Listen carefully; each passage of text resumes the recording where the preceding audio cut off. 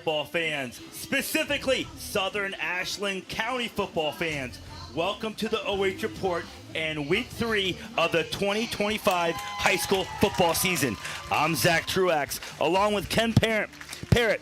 OH Report has sent us to Hillsdale High School, where the Falcons host their in-county rival, the Loudonville Redbirds.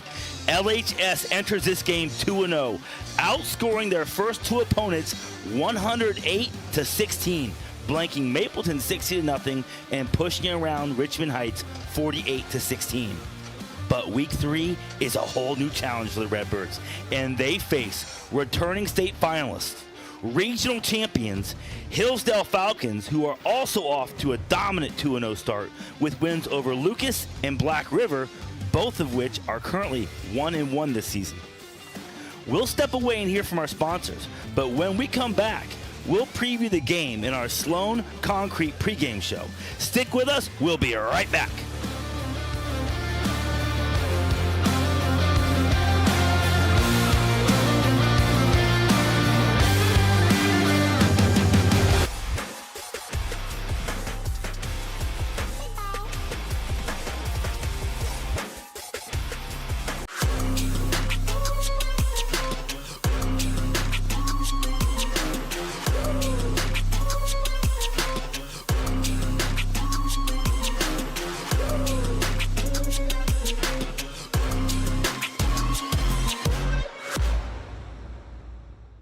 Looking for the best high school sports coverage in Ohio? You found it right here on the OH Report. From the field to the court, we've got it all. OH Report brings you local coverage like nobody else in the area, live and free. Follow OH Report now and never miss a moment of the action. Don't just watch, be a part of the game with OH Report, the future of local sports. Since 1974, Simonson has helped their clients stay on target to meet the goals and deadlines for their projects. From concept to completion, Simonson can design a plan and build a path for success. Let Simonson Construction turn that vision into a reality. This place means everything to us. This is where we come together. We do all of our birthdays out here. We grill hamburgers and hot dogs. We fish. I was about to give up. I was about to think that the property wasn't going to become mine. Rural First specializes in solving the problems. I made the call, and the rest is history. It was done. It made everything easy. Questions answered, walked me through the process. It was done. When I'm here, just feel peace. That's all it means to me. Peace. When it comes to comfort, every degree matters. At Buckeye Horizon, we proudly install and maintain Trane heating and cooling systems built to last, engineered for performance. And with our expert service, your home stays comfortable year-round. No matter the season, we'll keep your system running at its best. Call Buckeye Horizon at 419-529-2738, your local Trane comfort specialist. Take a look at all the action from Friday Night Football right here in North Central Ohio with great analysis, highlights, coach interviews, and so much more every single Friday night right here on the OH Report.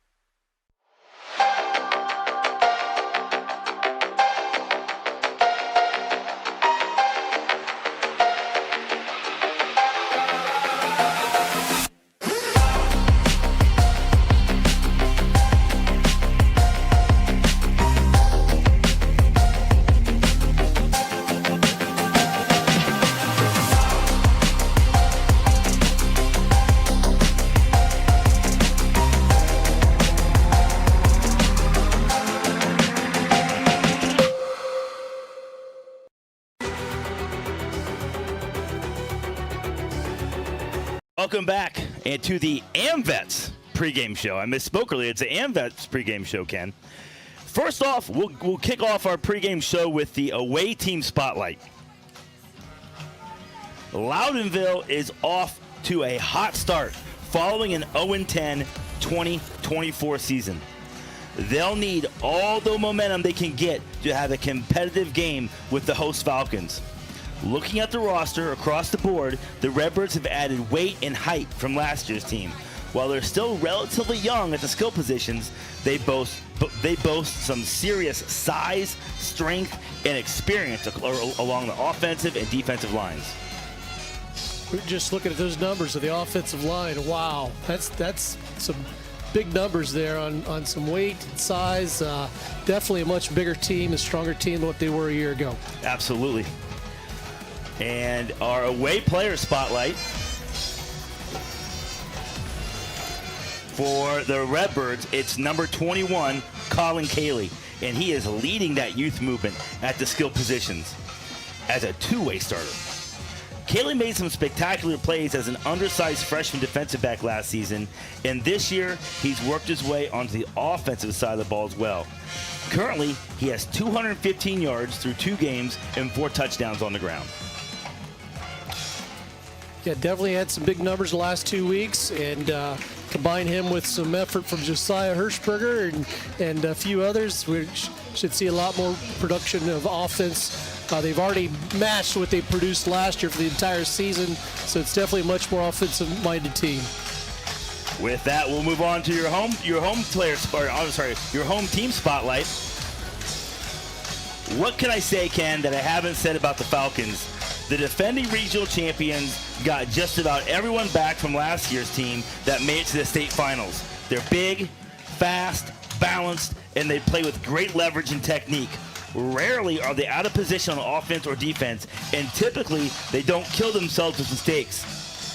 They have their sights set on yet another deep playoff run, and the Redbirds just might be the next bump in the road. Well, I tell you, the best word you described is well-balanced. This team has a passing game. This team has a running game. They've got a kicking game. They've got a phenomenal defense. You're not going to find a more well-balanced team than the Hillsdale Falcons in this area.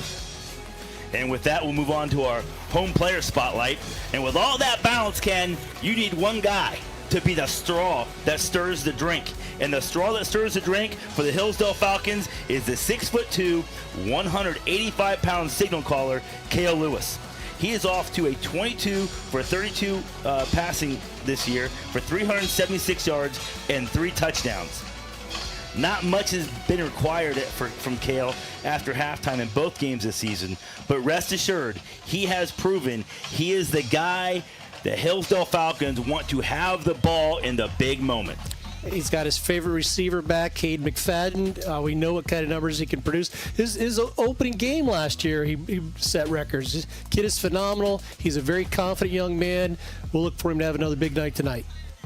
And we'll move into the keys to victory. We'll do the home team keys to victory first.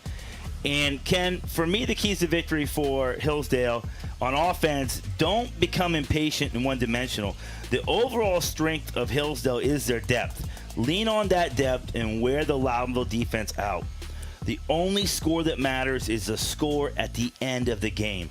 And on defense, stay home, play assignment football against another wing T offense that Loudonville brings in. Of course, Loudonville will pass the ball more than Lucas did, but stay at home, playing a read defense, and they love to play that bend but don't break beat defense. Stack the line of scrimmage and make Loudonville throw the ball to beat you.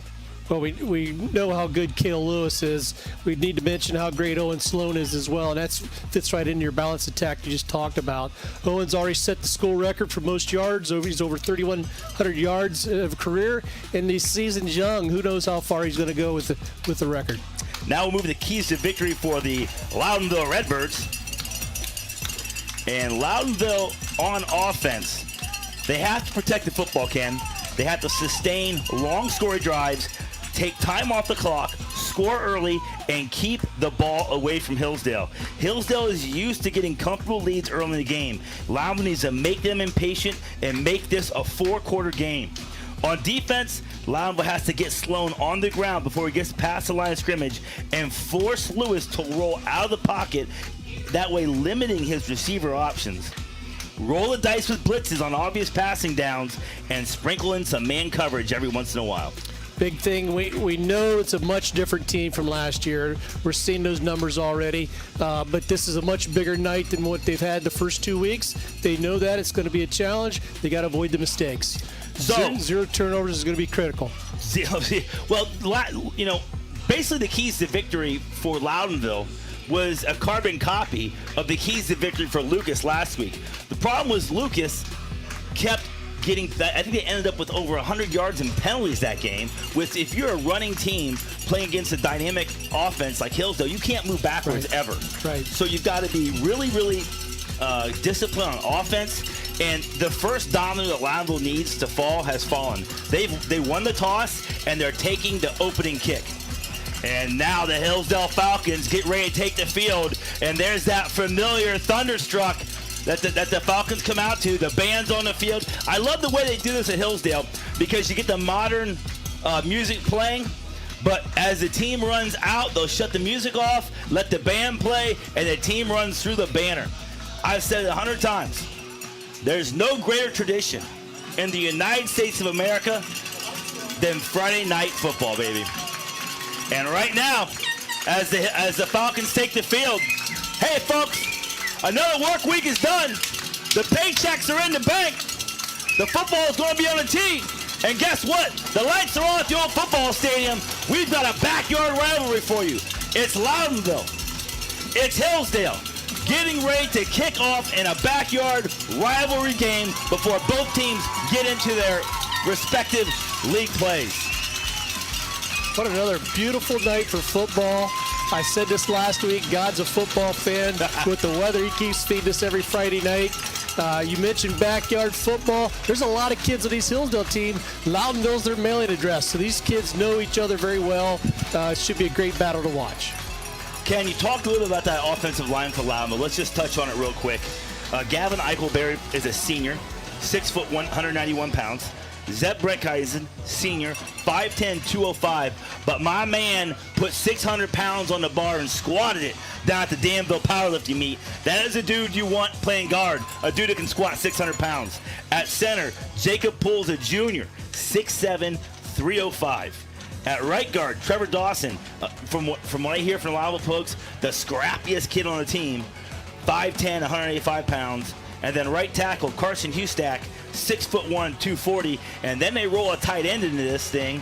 It's senior Colton Poole. That's Jacob's brother, 6'8", 245. Great team. Start with the great offensive lines. Great offensive lines start with work in the weight room. And obviously, coaches had them in there all during the offseason. And we're seeing the fruits of their labor produce. You can. I said, you know, in the 80s and 90s, you could show up to the weight room, bench, squat, push some weights around, get stronger, and that would make a difference. But now in modern football, you have to approach the weight room the same way you approach a defensive coordinator approaches a defensive game plan, and an offensive coordinator approaches the offensive game plan. You have to be purpose-driven in the weight room. And for and both these programs, very, very purpose-driven in the weight room. And as you get a good look at the stadium here, really one of the biggest advantages that Hillsdale has, you can see it on the sidelines. Look at their sidelines. That's 9 through 12, and Loudonville's sidelines, 9 through 12. Hillsdale has such great depth. They can roll so many different guys in. And they're starting. Of the 22 starting positions on offense and defense for Hillsdale, 16 seniors, 4 juniors, 2 sophomores. No freshmen starting. Success definitely develops depth, that's for sure. When your team does well, it encourages the younger kids to get involved and gets them out and be a part of the program. We have 300 people tuned in now on YouTube. Love it. As I said, Loudonville won the toss, elected to receive. The ball's on the tee. And we're ready to play some football at Hillsdale High School. A.J. Brown has the ball on the tee. A.J. Brown has the ball on the tee. Getting ready to kick it off. There we go. Deep. That's Kaylee underneath, it looks like. Up the middle. This could be a good. Oh, great coverage by the Hillsdale team. There was an opening. It got shut down there. Great open field tackle by the Hillsdale Falcons. That's a Big Ten hit right there. It looked like Kaylee was going to have a shot there to get a decent return, and the Falcons just shut it down as Loudville sets up on offense. Yeah, there was a hole there initially, but that hole got filled in very quickly by a bunch of blue shirts. Looked like number 58, Carson Stevens, on a tackle for Hillsdale. Loudville comes out in that wing T set. One receiver split left, two backs in the backfield. Wing back in the formation. Handoff. That's the big bruiser, Braylon Kaufman, number 6. He goes 5'11", 220 pounds, but only able to get 2 yards.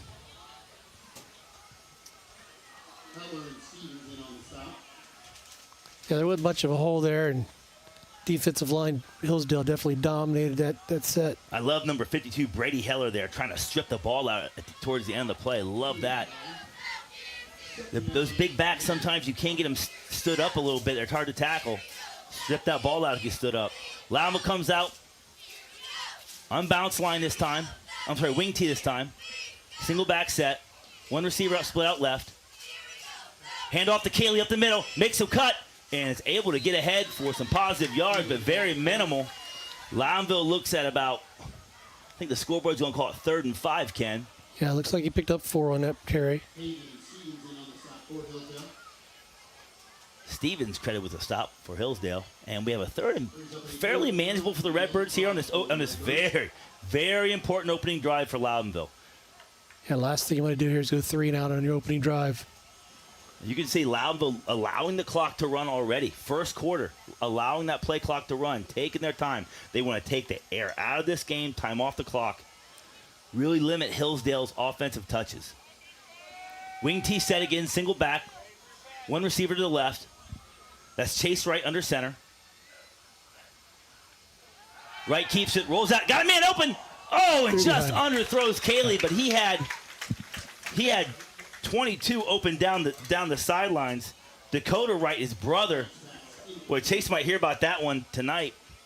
I was almost shocked there wasn't a flag thrown on that play. Several of the linemen moved at different times there. No flags. Line judge decided to avoid it. No flags. And Loudonville is forced to punt on a quick 3 and out. And that is not what the doctor ordered for the Redbirds.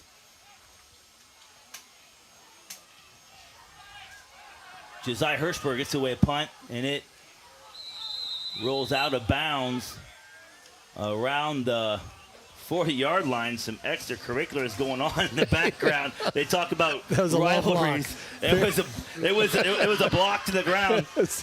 Tight end senior Drew Robinson. That was a 10-second block. Blocked his man all the way to the ground. And that's what these games are about. These rivalry games are about, winning your one-on-ones. But Hillsdale takes over in great field position here. 10 minutes, 8 seconds to go in the first quarter. And the key to victory, I said for Hillsdale, score early and often. Look from the run the ball quick and then open the pass game. Let's see when they throw a home run ball here. Quick out. That's Kyle Turk catching the ball on the sidelines. He's ahead for about 5-yard gain. They love to run the ball out of that set too. They'll put number 5, Knox Lewis, and another guy in motion to the other side, and they love to hand the ball off to Sloan across the quarterback's face and run right behind those guys. So set that formation up and throw a pass the other direction. I love that self-scouting. Really good play calling there early on by the Falcons. Here we go. Here's a Hillsdale. There's a handoff to Sloan. He's right in the middle. Mixed men miss. Run through tackles. And that is a Sloan concrete. First down for Owen Sloan on a big run right up the gut. He's so much fun to watch. He's so agile. He's strong. He's agile. He changes his direction of motion very quickly. He's just a perfect running back.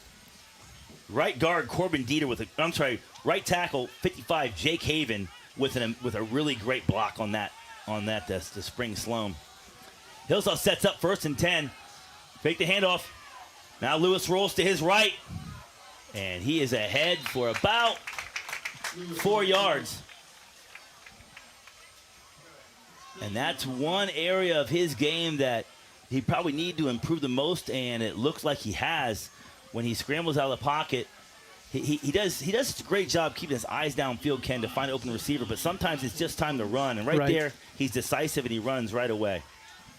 Like to see him tuck that ball protected a little bit sooner than what he does, but yeah.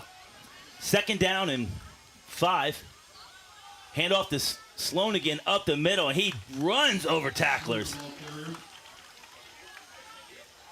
Number 40 for Loudonville, Drew Robinson, eventually able to drag him down, but not before he gets ahead for another Sloan Concrete first down.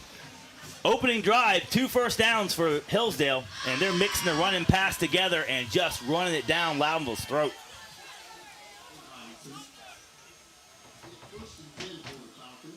Cale Lewis brings the play into the huddle. That's Turk and McFadden out wide left. Sloan in the sidecar, set up to Lewis's left.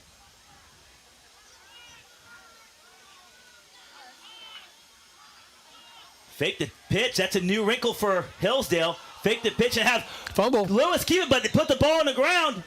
Let's see who ends up with it. Hillsdale's got it. And 65, Corbin Dieter falls on that ball. But Loudonville able to strip the ball out right there. Corbin Dieter wisely falls on it.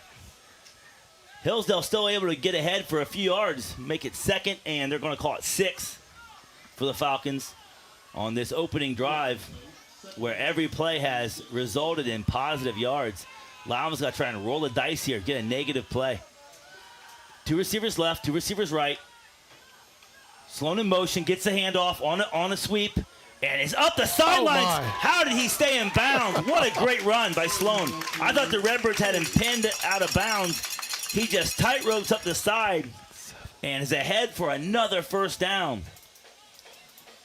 Boy, right here, Ken, I thought they had him ran out of bounds. I did too. And he gets ahead for a first down. 3 carries, 17 yards, 5 yards, and 7. Chewing it up. That's another Sloan Concrete first down. 2 receivers right, 2 receivers left for the Falcons. Lewis all alone by himself in the shotgun. Has the ball. Quick pass. That's a slant to McFadden. Bubble screen. And he's got it across. And that's I'm sorry, I call it bubble screen. Yeah. Nice tunnel screen there by the Falcons. And that opening drive was as precise as you could draw it up. Hillsdale comes out, looks very sharp on their opening drive, and gets a touchdown.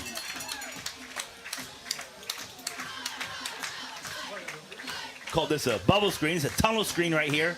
Let's see some great blocks. Boom, great block. Great block there. Great block there. In for a touchdown. Really, I said Hillsdale plays with great technique. They play with great leverage. Amazing downfield blocking there. Springs their big guy, Hayden McFadden, for a touchdown. We'll take a break after this A.J. Brown PAT attempt. That's up and that's through. Makes it Hillsdale 7, Loudonville 0. 7 minutes to go to first quarter. Stick with us. We'll be right back.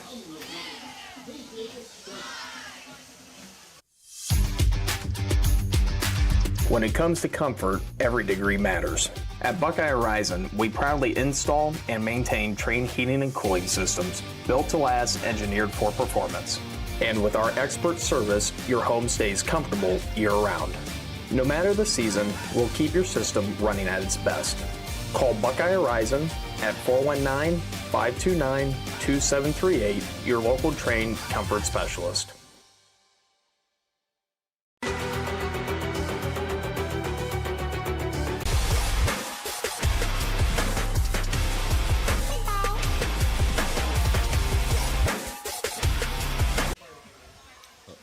Welcome back to Hillsdale High School. A.J. Brown's at the ball to tee.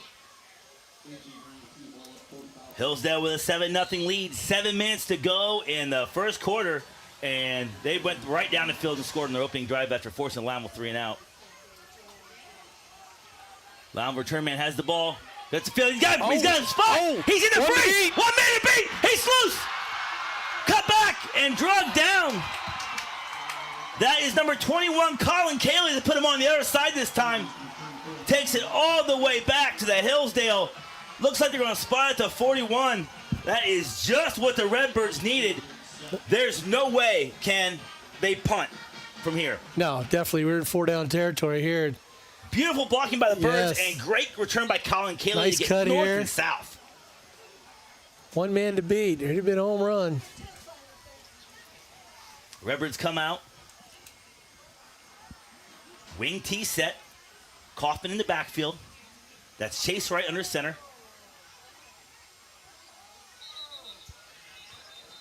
That was Hirschberger in motion. You touched a little bit on Hirschberger, Ken.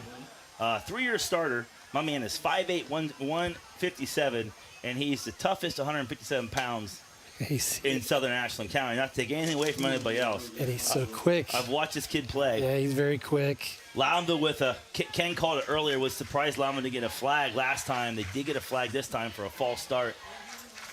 Back up 5 yards, that's not what you want to do. Loudonville, last drive, had a couple runs of 3 and 4 yards, and now you're 1st and 15. And it forces you to do something you're not really comfortable doing, that's pass the ball. Single back set here for Wright under center. Looking to pass. Goes to his brother, Wright, 22, and he Nice is play. ahead. That's just what Doctor ordered. Dakota Wright, 6'3", 152 pounds. And he's ahead to make it a very manageable 2nd and, I'm going to call it 7, I think. Second, after a 1st and 15, Loudonville gets a lot of those yards, all those yards back, plus 4 yards, 2nd and 6. So second manageable here for the Redbirds. Ken, there's no way Loudonville punts right here now. No. So No, everything's 4-down territory here. if you're Coach Honebarger, you've got 3 downs to get a 1st down. And yes, that was me counting on my fingers. Yeah. That pause. That's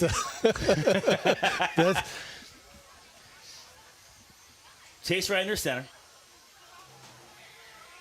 Fake the sweep.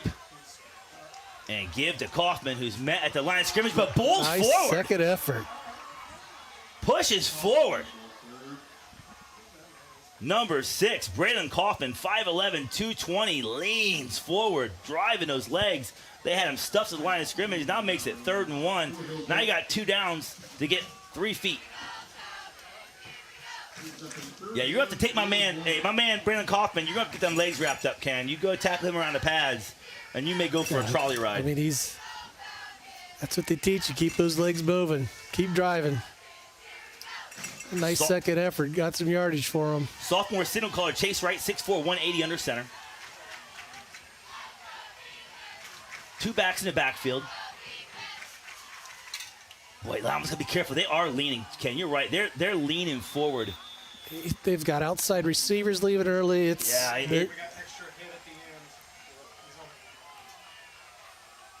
Oh, and McFadden's down.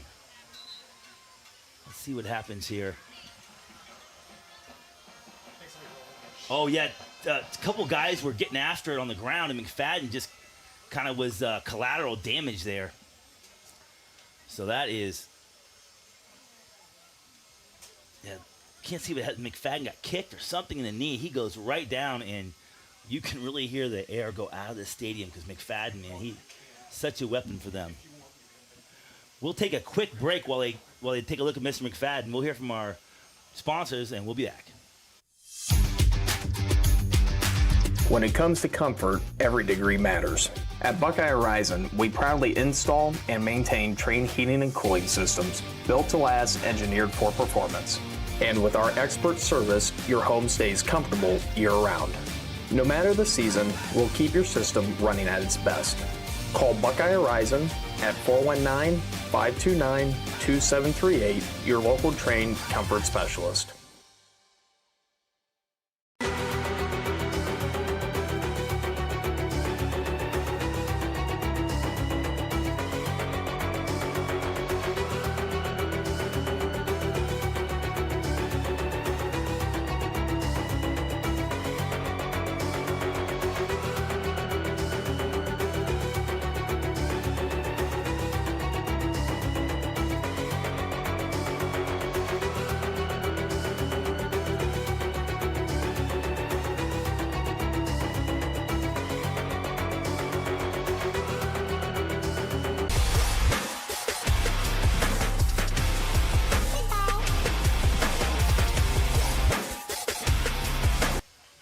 Very good to see number 10, Hayden McFadden, come off the field on his own power. He did show a nice kind of limp there, and quick shot of Loudonville fans. Loudonville traveled well tonight. The visitor stands are packed. But here we come out, 1st and 10 for the Birds. And it's staying down a lot quieter. No one wants to see a talent like Hayden McFadden go down. He's just so talented, has such a big year ahead of him, so we just hope and pray for the best for that young man. But let's get back to action here. Chase right under center. 1st and 10 for the Birds. Give to Kaylee up the middle. Kaylee ahead, pushing ahead more. Ahead for more yards. The Birds just pushing the line of scrimmage. Loudville playing a very physical brand of football now. Just power football. 1st and 10 for the Redbirds, and that's exactly what they need to do. Run, number 6, Kaufman with a great block to spring Kaylee. Just seeing some great physical, fundamentally sound football. Coach Hannebarger is instilling in this Redbird offense.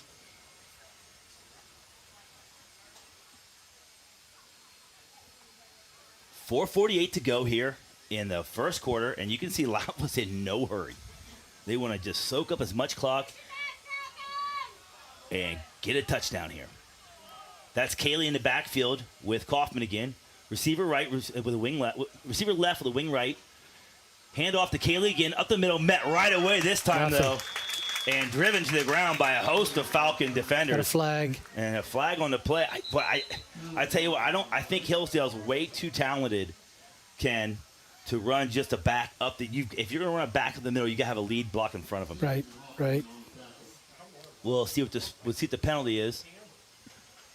And these guys, down at the U, they used to say, hit personal foul. Hit to the echo of the whistle. And I think we've got some hitting to the echo of the whistle or a little beyond. And it's a personal foul on the Redbirds.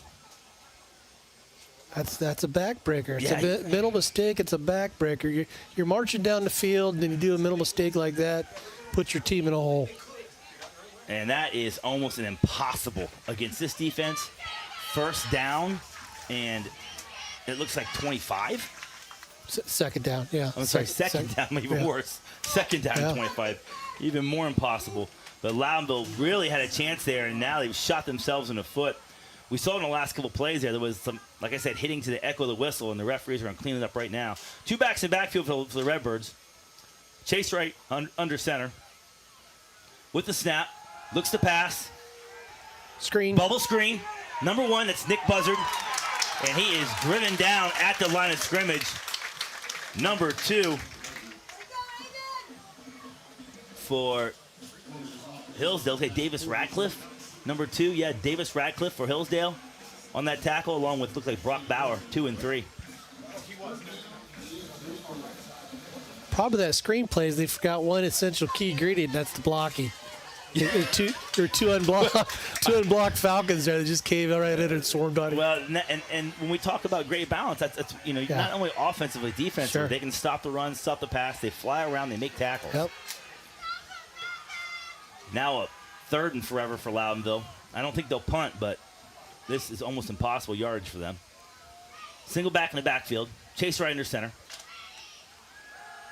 Looking to pass, rolls out, puts it up. That's trouble. That's trouble. And picked off. Picked off by Hillsdale.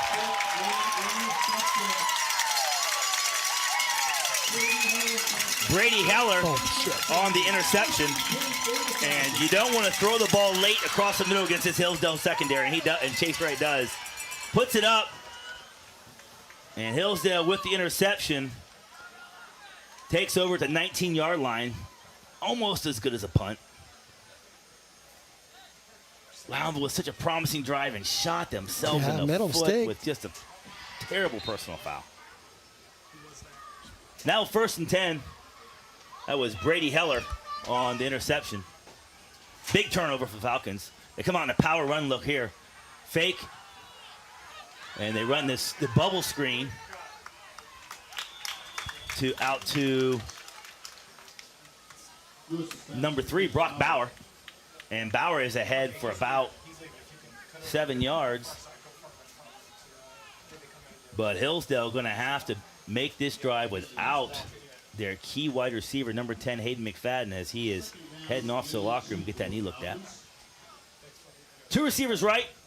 Owen Sloat in the sidecar to the right. Cale Lewis at the quarterback spot, calls the ball, and there's another screen. But Brock Bauer makes a one-man miss, but not a second. He's tackled right at the line of scrimmage. I tell you what, Ken. Got a first down. I tell you what, Hillsdale, I think Hillsdale is setting it up. They're going to run that little screen pass to Bauer. That other receiver is going to block for a second, and he's going to release. It's coming. Cale Lewis is 4 for 4 to start tonight. Hillsdale with a Sloan Concrete first down, and they are on the move again. 2 minutes to go here in the first quarter in this rivalry game.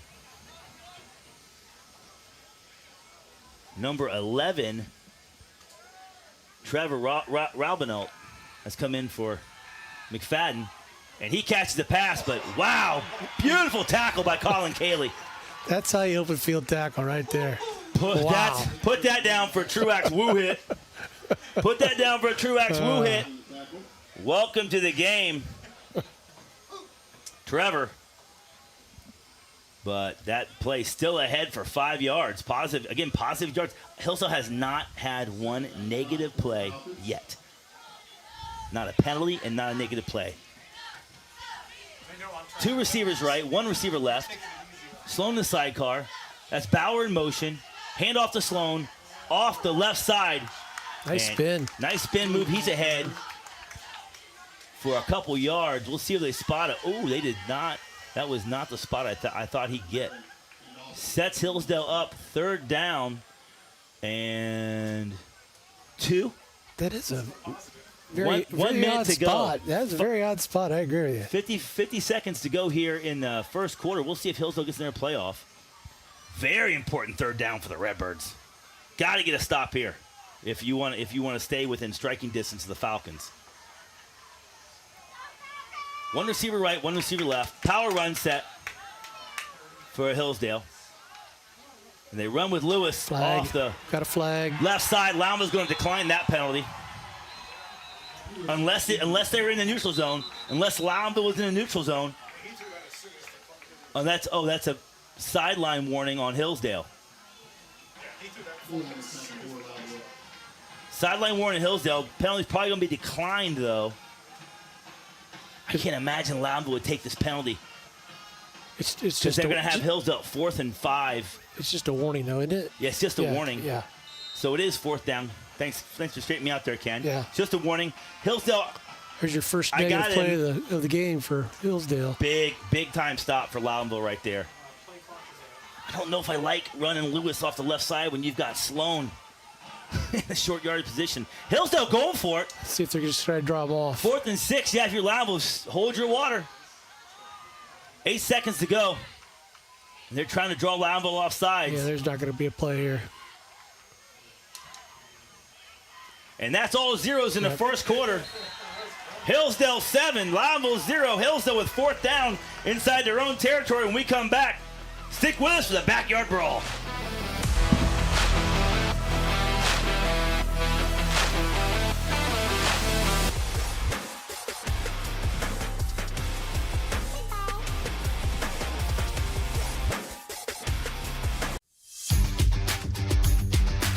When it comes to comfort, every degree matters. At Buckeye Horizon, we proudly install and maintain Trane heating and cooling systems built to last, engineered for performance. And with our expert service, your home stays comfortable year-round. No matter the season, we'll keep your system running at its best. Call Buckeye Horizon at 419-529-2738, your local Trane comfort specialist.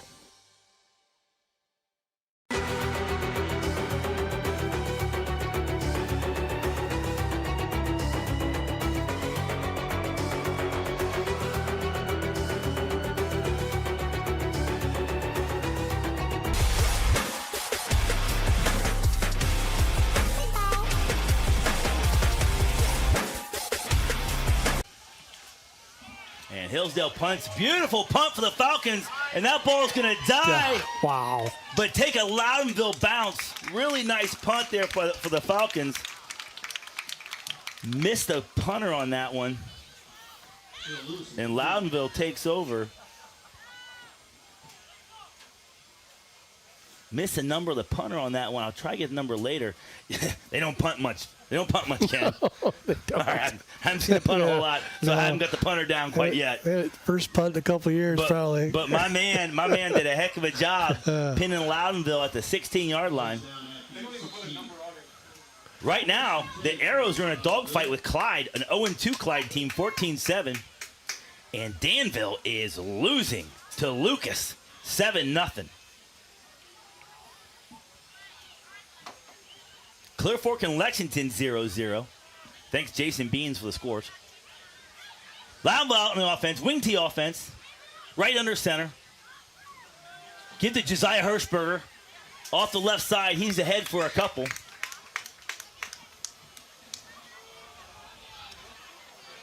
Boy, Ken, I think we got a penalty in the backfield.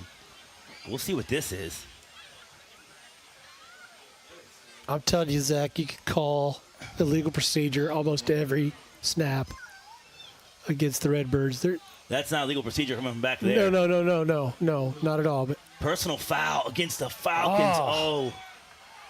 And, it's a rivalry game. Tempers run a little hotter. And that is two mistakes in a row. That's one mistake for Loudonville and one very big mistake for Hillsdale, because they had Loudonville pinned deep and had them looking at 2nd and 8. Now Loudonville with a Sloan Concrete first down.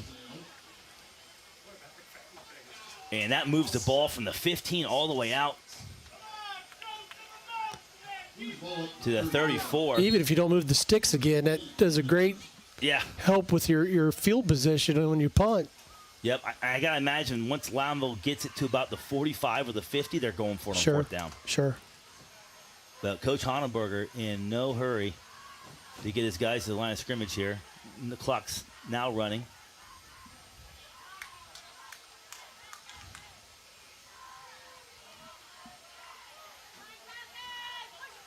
Loudonville in the wing. Loudonville with a unbalanced line. Wing back. That's handoff to Cayley again, and he is chopped down. That's Owen Sloan on attack with number 26. My man is everywhere. Watch Sloan beat his man and get the tackle. Great play by Sloan. Got upfield, kept his outside shoulder free, so Cayley couldn't bounce it outside. Forced the play in, then comes down and makes a tackle. And that's just how you coach it. Like, that's how you exactly do that. Outside shoulder free, make the tackle. And that's a negative play for Loudonville, makes it 2nd and 11.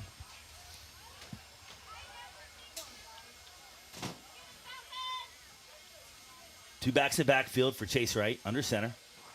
Puts Kaufman in motion. Pitch to Josiah Hirschberger, and he's dropped down right away again for a minimal gain. Forces 3rd and 9.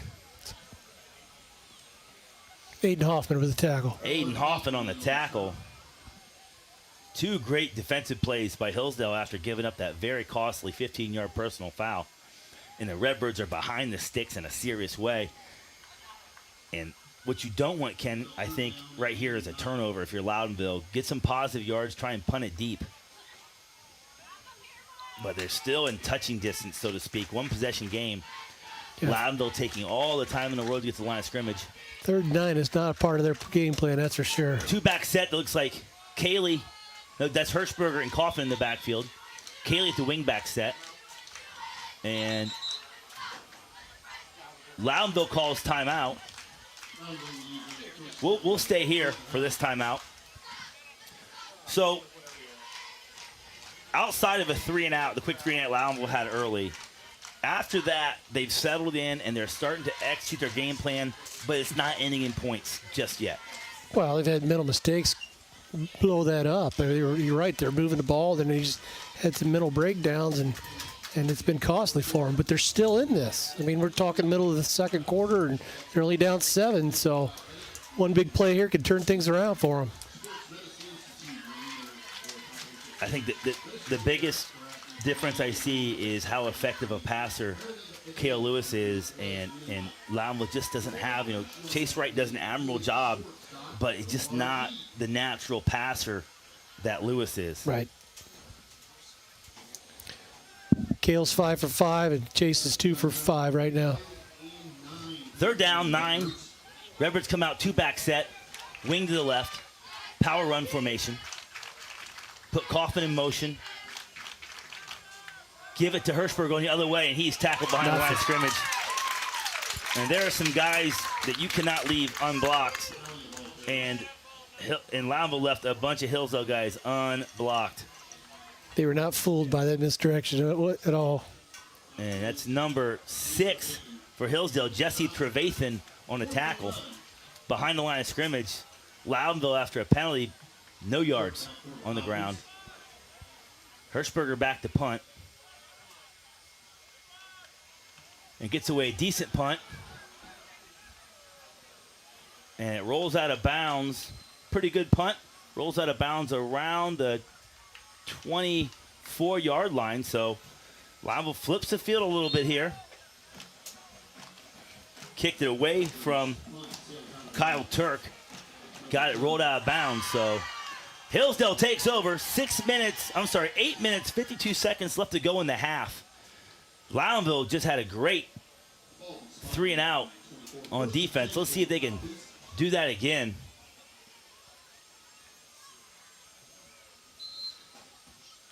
Cale Lewis with the call in the huddle. Ratcliffe and Bauer split left. Turk and probably Robinalt split right. Lewis looking to pass, got plenty of time. Oh, nice play. It's a little behind him. A little behind him, but great defensive effort by the quarterback, well, now defensive back, Chase Wright. Really well done there by Chase Wright. Just a little bit behind the Lewis to Lewis connection. His ball intended for his twin brother, Knox Lewis. And now we have 500-plus viewers on OH Report YouTube. Hey, send us a comment. Tell us what you think. Hillsdale, 2nd and 10. Handoff to Sloan off the right side. And he is ahead for about 8 yards, boy. Should have been brought down about 2 yards. He's so good. Yes. And when he gets to the corner and just accelerating past everybody, it looks like you got Pendian right here and then just runs past 2 tacklers. If I'm Hillsdale, I think I'm done out thinking this thing. I think I'm going to run Sloan right, Sloan left. Yep. Put it in your workhorse's hands and let him go to work. And we'll see what's going on here. They're going to have a measurement? Yeah, we're going to stop for a measurement on 3rd and a couple inches. But to me, Ken, when you tackle a guy like Owen Sloan, you know, and it's the new age tackling everyone's taught, and they tackle tackling dummies, and sometimes what happens is kids learn to kind of lunge and lean into a tackle, and they kind of leave their feet.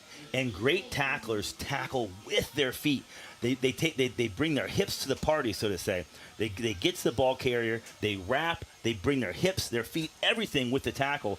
And that's why Sloan's running away from some of these guys. On that last replay, you see 2 Loudville guys in position to make a play, and you see them lunging, and instead of keeping their feet moving and tackle and running through the tackle, right, driving all the way down. And the other way you're bringing Owen Sloan down is wrapping up his legs. That's it.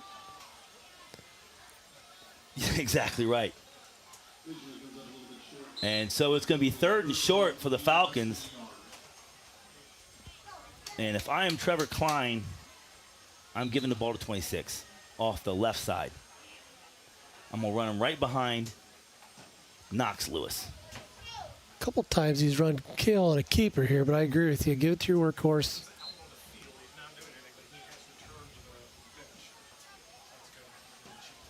So power run set here. Sloan the sidecar, give to Sloan off the left side. No, more up the middle. It's going to be close, but I think he just gets it. Yeah, he's across the line there. And it's a Sloan concrete first down for Owen Sloan. On a gain that they needed about 6 inches. They got about 18. 1st and 10 from just on the other side of the 35 for the Falcons. 2 receivers left for Lewis. Sloan the sidecar, 1 receiver right. Loudville playing pretty soft coverage here. And Bauer's wide open across the middle. Oh, and Lewis just missed him. Little low. Little low. But Bauer wide open across the middle. Loudville just playing a really soft coverage there on Bauer, and that was going to be as easy a pitch and catch as you could get tonight, and just could not quite hook up on the play. Kudos to the offensive line, giving Kale all kinds of time to throw tonight. He hasn't been pressured hardly at all.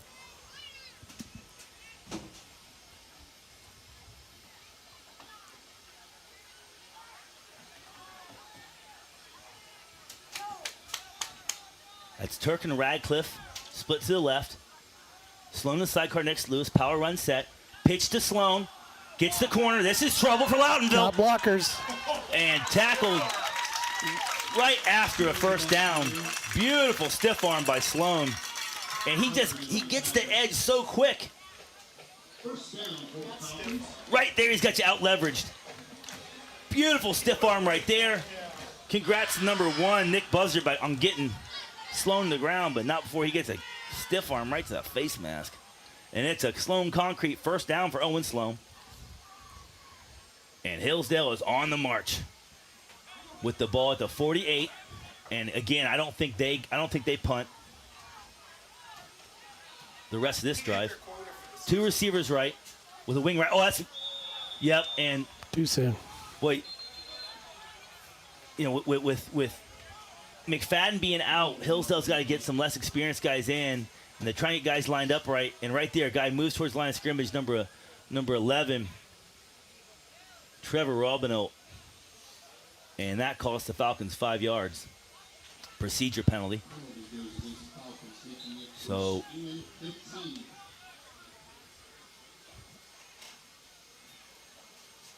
Lewis with the call. Both teams operating at a very methodical pace. Knox Lewis at the H-back spot with 2 receivers split right, 2 receivers split left. Cale Lewis looking to pass, got a man open, puts it up deep. He's got him. Oh, he bobbles it. Oh, had his man open, just could not haul it in. That's number 20, Kyle Turk. Had his hands on the ball and a step. Lewis put it right where it needed to be. And Turk just could not quite haul it in. Boy, no one throws this long ball better than Cale Lewis. Look at this, right, boom, put it right on his hands. And that's good coverage. Yes. Number 13 for Loudonville, freshman defensive back Braden Fenton was in phase. Good coverage. Just could not quite haul it in. Forces a 2nd and long for the Falcons. 3 receivers right, 2 left, passing down all the way. There's that tunnel screen again. This time it's number 11. Trevor Robino. Hope I'm saying his name right. Robino. Yeah, fan zone, please let me know. And that forces a 3rd and 10.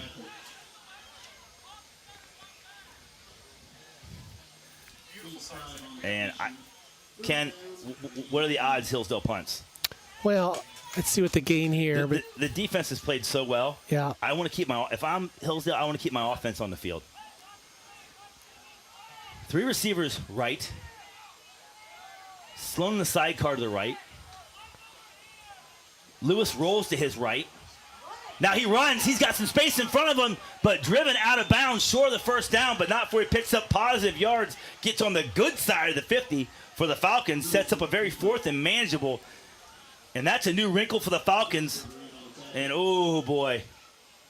The Falcons lucky not to get a holding call on the edge there. Yep. Yeah, I think now you see him go for it for sure. Oh, for sure. 4th and manageable. The defense has played. Your last drive, the defense didn't allow really 1 positive yard other than the penalty. So if I'm the Falcons, I'm going for it right here because I just believe my offense too much in my ability to get 4 yards with number 26, Owen Sloan. Huge down for Loudville. But Hillsdale empties the backfield, 5 wide. Lewis looking to pass, and complete to his brother, Knox Lewis, who balls over a tackler and into deeper Loudville territory. Great play by Knox Lewis. Running over tacklers. Oh, just dropped the pads. The Lewis to Lewis connection pays off there. I I had Doc's Lewis in class last year, and all he was talking about all year long was getting bigger and stronger. He did. He ate all the time. He ate right. He worked out. My man got He got there. He did. 200 pounds, so 155-pound Nick Buzzard admirably getting in the way of 200-pound Knox Lewis. 3 receivers left. Sloan on the sidecar gets the ball off the left side, and he's ahead for positive yards. And Hillsdale now grinding this thing out. 5 minutes to go in the half. Hillsdale would be content to score with as little time on the clock, and they get the ball first in the second half, and they could put this thing away.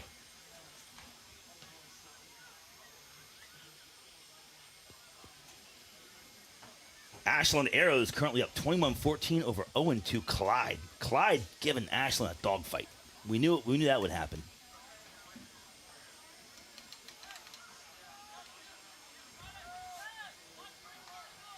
Sloan off the left side again, bounces it, gets the corner. Oh man, look like the Birds had him pinned back, and he just gets the corner again, Ken. Big block by Bauer to help it create nothing into something. Loudville had this thing sniffed out, and great move by Sloan in the hole to get Hirschberger commit inside and then bounce it out. He's so good with his footwork. Get the little shoulder shimmy and bounces that outside. Head for positive yards. Man, that's got to be so tough. I know for a fact it is tough. When you think you got a guy down in the backfield and he pops ahead for 4 yards. 3:51 to go. Sloan the sidecar again. Power run formation for the Falcons. Just 2 receivers in the set. Run all the way for Sloan.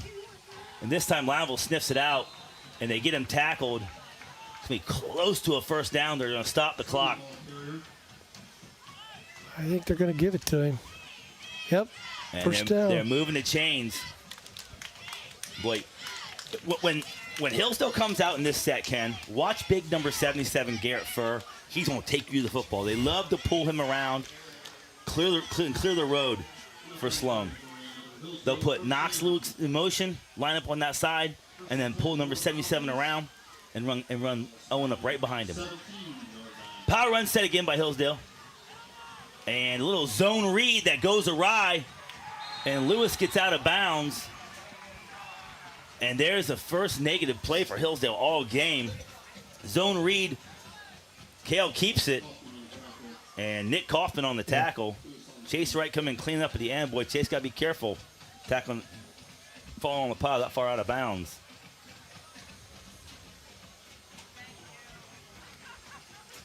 Clear Fork 7, Lex 3. That's a big backyard rivalry game, too. That's non-conference. Clear Fork and Lexington. And 21. Clear Fork 7, Lex 3, like I said. Sloan the sidecar. Power run set again. But Lewis back to pass. Sloan to little screen pass. Goes nowhere. Forces 3rd and 10.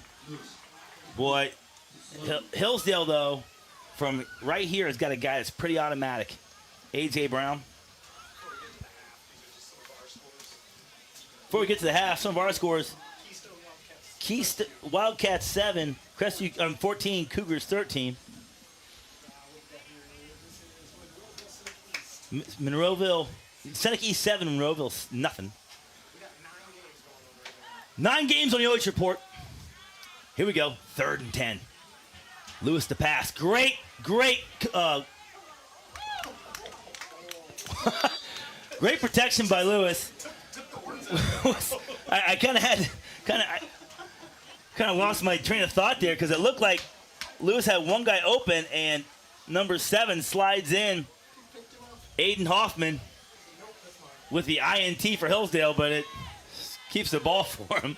Wasn't intended for him. My man made the play. 4th and manageable. And I got to think Hillsdale's going to try and draw out Loudonville offsides here, Ken.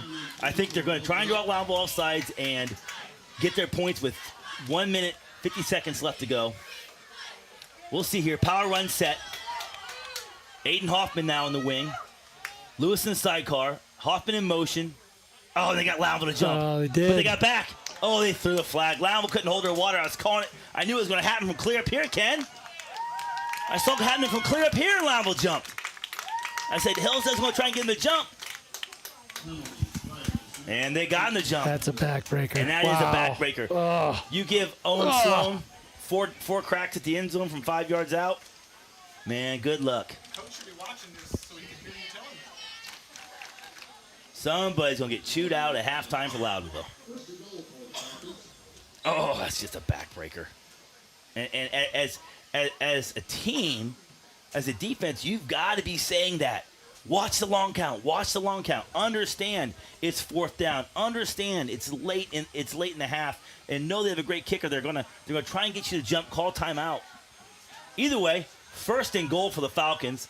Empty backfield, but a jet sweep to Sloan, and that's stopped right away.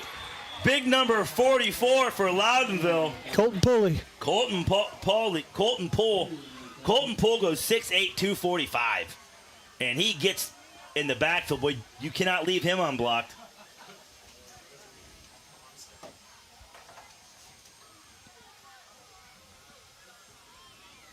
I think Haven was expecting some help from his right guard, Corbin Dieter. Dieter didn't get down on Poole because he was going out to block the outside linebacker. Left Colton Poole unblocked, 6'8", 245. Can't leave that cat unblocked. And moves him back 5 yards, makes it 2nd and goal from the 10 for the Falcons. Under a minute. Now Hillsdale's got to go. Lewis rolls left. Got a man open in the end zone. That's a touchdown for Hillsdale. Number 5. His brother. Knox Lewis, the big guy who had the big reception and run earlier, gets payoff with a touchdown. Makes it Hillsdale 13, Loudonville 0.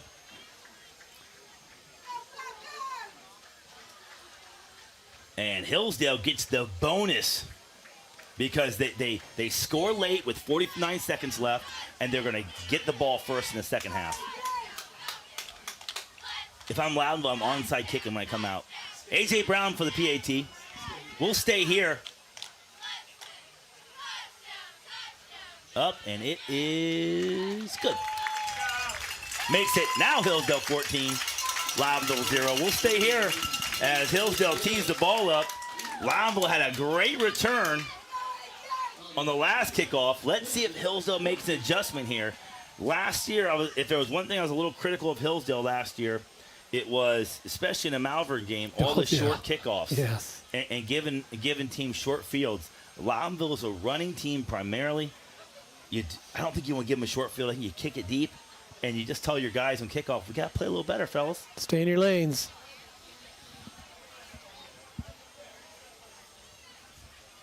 So the coach is having a quick conversation with the players.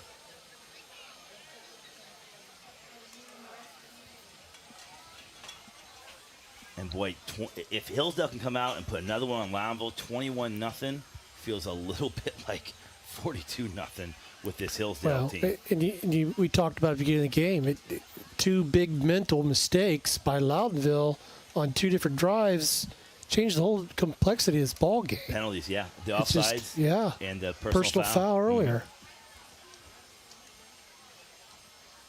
A.J. Brown with the ball on the tee, getting ready to kick off. And they kick it short this time, keeping it away from Kaylee. Picked up by I get a number on that return man, but a short return. So probably a good adjustment there by Hillsdale, because you might have given Loudville an extra 5 or 6 yards. That was it. 24 on the return. Harrison Ross Patrick on the return for Loudonville. Loudonville offense takes over. Chase Wright in their center. 6'4", 108-pound signal caller. His favorite running backs are Braylon Kaufman and Colin Cayley. Favorite target is Dakota Wright and Nick Buzzard. Loudonville power run set all the way here. And look at that pass out of it. And they set up a screen, but that's snuffed out right away by the Falcons. Looks like Brock Bauer was one of the first guys to show up there and stop that play. Yeah, number 3, Brock Bauer, just split the blockers and shut that thing down after a minimal gain. And with 22 seconds left to go in the half, timeout. Loudonville. So second down. Loudonville calls timeout. Not giving up anything here. I'm a little surprised Hillsdale didn't call timeout there to try and maybe steal possession and throw up one of those patented Hillsdale Hail Marys. Well, you got to be careful here because passing is not your forte. Loudonville, yeah. Right, Loudville, and you don't want to go into halftime down 21-0. So you don't want to do anything crazy or make a mistake and make this a bigger hole than what you could climb out of in the second half. Loudonville comes out, and now Wright is in the gun. That's Kaufman split out right. How does it like be a defensive back covering a dude that's 5'11", 220? Hirschberger in motion. Fake to get to Hirschberger. And Wright's going to keep it right at the middle for a minimal game.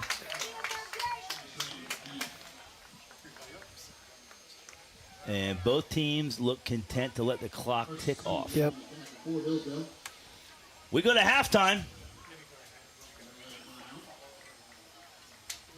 And as the final seconds tick off the clock, we go to halftime in a very tight game. Hillsdale 14, Loudonville 0. When we come back, we'll have a battle of the bands. Stick with us. We'll be right back, live and free on OH Report.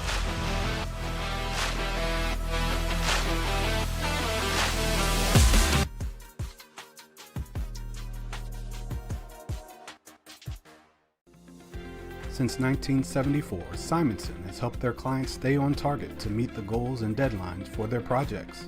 From concept to completion, Simonson can design a plan and build a path for success. Let Simonson Construction turn that vision into a reality.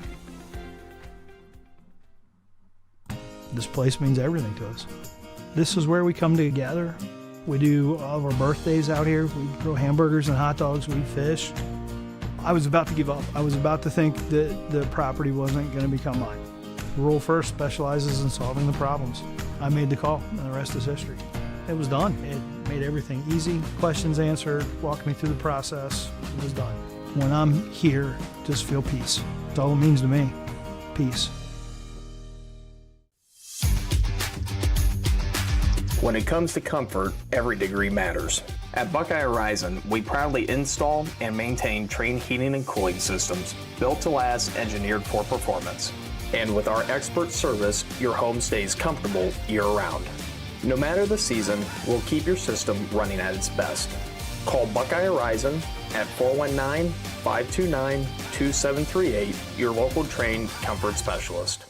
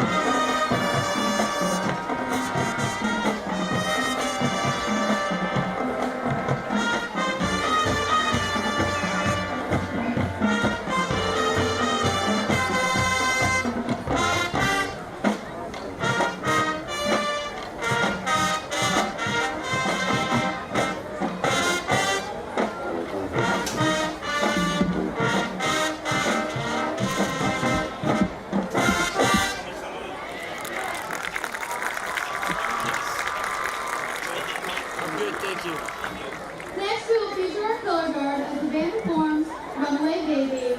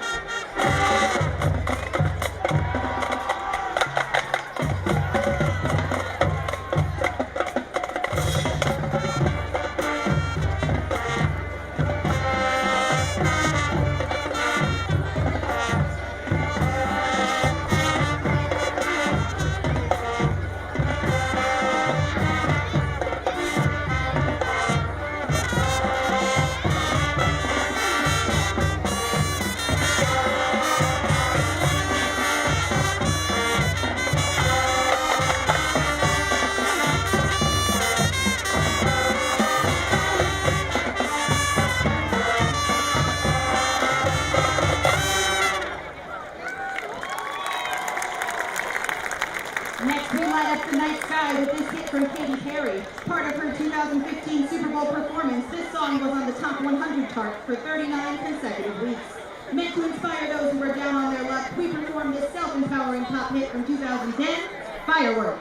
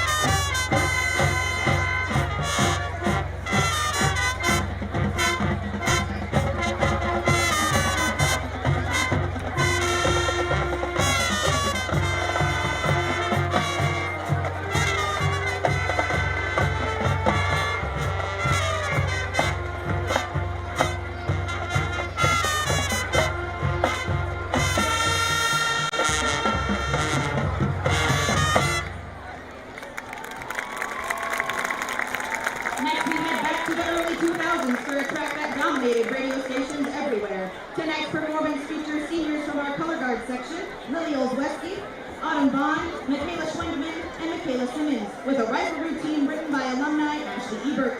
We hope that our rendition of the 2003 Britney Spears hit, Toxic, hits home.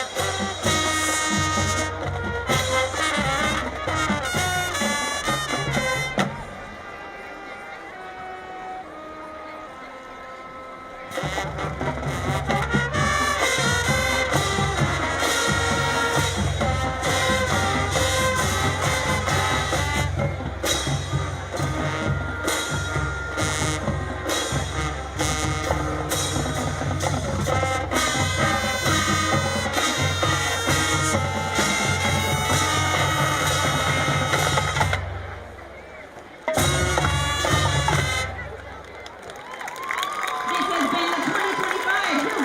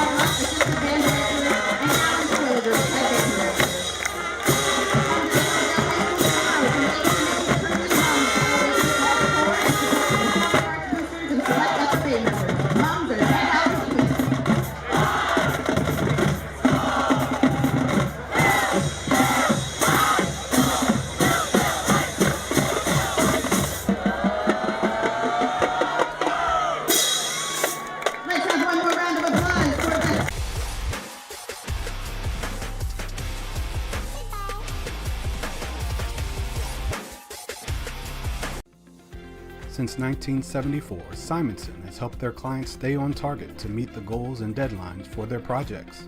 From concept to completion, Simonson can design a plan and build a path for success. Let Simonson Construction turn that vision into a reality. This place means everything to us. This is where we come together. We do all of our birthdays out here. We grill hamburgers and hot dogs. We fish. I was about to give up. I was about to think that the property wasn't going to become mine. Rural First specializes in solving the problems. I made the call, and the rest is history. It was done. It made everything easy. Questions answered, walked me through the process. It was done. When I'm here, just feel peace. That's all it means to me. Peace. When it comes to comfort, every degree matters. At Buckeye Horizon, we proudly install and maintain Trane heating and cooling systems built to last, engineered for performance. And with our expert service, your home stays comfortable year-round. No matter the season, we'll keep your system running at its best. Call Buckeye Horizon at 419-529-2738, your local Trane comfort specialist.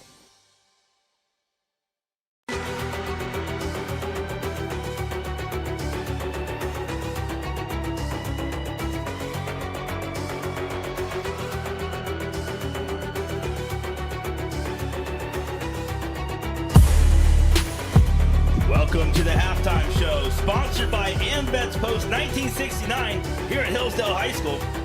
And we take a look at the first half stats in this 14-0 contest.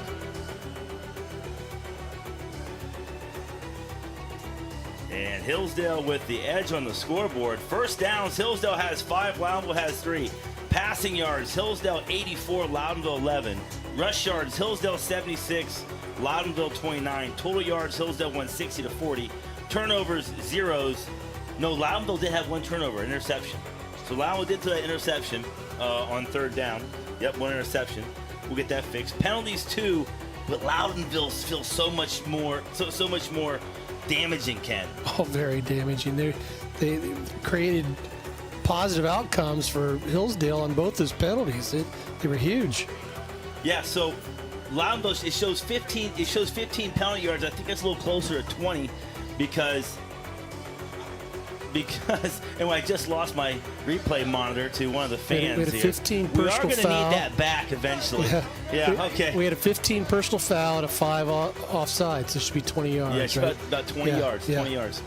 Scores from around the area: 2-0 Ashland, 21. 0-2 Clyde, 21 halftime. That's a surprising one because Clyde got beat up by Toledo's start last week, and I had kind of written them off. Also, for the Hillsdale folks here, Marion local trails St. Henry. Let me just refresh here real quick. Marion local trails St. Henry 14-7.5. Marion local might be mortal. They might be mortal, Ken. St. Henry's no slouch, though. They've traditionally had some great teams as well. But, yeah, that dynasty Marion local's got over there, my goodness, it's untouched. There's the first touchdown of the game by Hayden McFadden, that tunnel screen. And you're going to see the second touchdown of the game. Knox Lewis rolls out to his left, turns the hips, and throws a dime to Kale Lewis. Really beautiful pass. I did not appreciate that pass enough when it happened live. That's a really great play. Thread the needle, yeah. Rolls to his left, flips his hips, and throws a bullet, puts it right on Knox's hip for a touchdown. Really well done there. That was the second touchdown of the game for Hillsdale, made it 14-0, and they get the ball back first in the second half. I got to feel like right now for Loudville, Ken, the game is on the line. Do or die, this yeah. drive. You know, if you're coaching staff for Loudonville, defensively you've got to be somewhat happy. You held out potent offense to 14 points. 2 of those were scores were a lot on mental mistakes. I mean, you've held them to 160 yards, which isn't too shabby, but it's nothing earth-shattering as well. I think the concern is where's my offense? You know, Loudonville's really struggling on moving the ball. They've got 40 yards total offense for half, and that's just not going to beat a team like Hillsdale. Well, I said earlier, you know, if you're Hillsdale, don't be impatient. And they weren't. They didn't get impatient. They took what Loudville gave them. that last scoring drive, Ken, what'd you say that was? 17 plays? Yeah. I'm sorry, 17 plays, 79 yards. Yeah. That last scoring drive. They were not impatient, and they have to continue to not be impatient. They're up 14-0. The only score that matters is the score at the end of the game. Don't worry that you're only up 14 and usually have a running clock by now. Loudonville's a good team. They came in with a great game plan, and they're executing it pretty close to what they needed to, despite a few flaws. So if you're Hillsdale, I think I get the ball, I go right back to doing what I was doing. Sure. Control the line of scrimmage, control the clock, hit him with the run with Owen Sloan, pepper in some pass. Lewis looks great rolling out. I said make Lewis roll out. I am eating those words right now because he's rolled out and been very effective. Yeah, he's a pretty agile young man. Let's see if they line up for an offside. See if you called it right here, Zach. Open this up with an offsides kick here. Yeah, I'm onside it all day here. I don't know. My defense has played admirably. That's a tough call. You got nothing to lose here. You might as well give it a shot, but let's see what they do. And the ball's on the tee. We're ready to start the second half here at the back in the backyard of rivalry. Loudville kicking off, and it's a deep kick. Rolls out of bounds, so Hillsdale gets it at the 35. Boy, that's a big mistake for Loudville. At that point, you just almost rather have an onside kick because you're going to get the ball at the 35. You get an onside, they got the 45. So Hillsdale takes over in great field position. Cale Lewis under center. We watched their deep threat. They're probably their most explosive player in the passing game, Hayden McFadden, leave the game earlier with an injury. So did you watch any of that NFL game last night? I watched it till they stopped, and I went to bed. Me too. But what caught me off guard is touchbacks now start at the 35. That blew me away. I totally missed that during the offseason. Cale Lewis in the shotgun. That's Sloan to his left. Two receivers right. That's Knox Lewis in motion. Hand off to Sloan. He's running right. He's getting the corner. He turns it up, and he is ahead for 9 yards on first down. And I expect a lot of this the rest of the game. Great seal blocks there. Wow, Bauer getting out and blocking. Brock Bauer doing a great job on that second level block. He got his first block, sealed the edge, then sprinted ahead, picked up another block. Hats off to Brock Bauer. Great downfield blocking there. And that's what they do so well, man. Two receivers left, two receivers right for Lewis. Sloan the sidecar. Now we're looking to pass. Bauer's wide open, but Loudville forces Lewis out of bounds, and we got a flag in the backfield. That's going to be holding. Yep. And Loudonville, that time, they did what they wanted to do. They got pressure up the middle. They forced Lewis to roll to his right, which effectively then limits the field to two receivers. So now you've taken away half the field from him. Now you got to get him on the ground. That's really the first time he's been pressured all night. And it looks like a holding call. That's going to move Hillsdale back 10. But now you got to get him on the ground. If you're 40, you've got to close that gap right there. Drew Robinson has to close that gap and not lose contain there on Cale Lewis. And we've got fireworks going off, and the fans appreciate it very much. They went off right at the kickoff. You missed the first batch. I did. Yeah. They had fireworks earlier? Yeah, right at the kickoff of the second half. Those are off school grounds, by the way. Yes. Yes, thank you for keeping Jody out of trouble. We got another flag. That might be delay game. No? That's... Well, no, that's got to be 12 men on the field, maybe. We'll get the call here, but uncharacteristic penalty here, a holding penalty on. Well, especially who threw it, clear back in the defensive backfield. Yeah, what is going on? It might be 12 men on the field.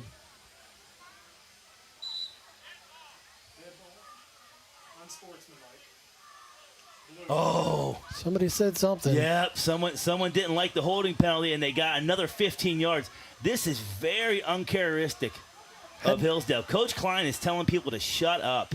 Had to come from the sideline because who threw the flag? Yeah, they looked over at the sidelines at the coaching staff or the players. Someone didn't like the holding penalty, and they went just a bit too far arguing the call. And now Hillsdale, oh my gosh. 10, 20, 35. Such uncharacteristic mistakes. First and 35 here.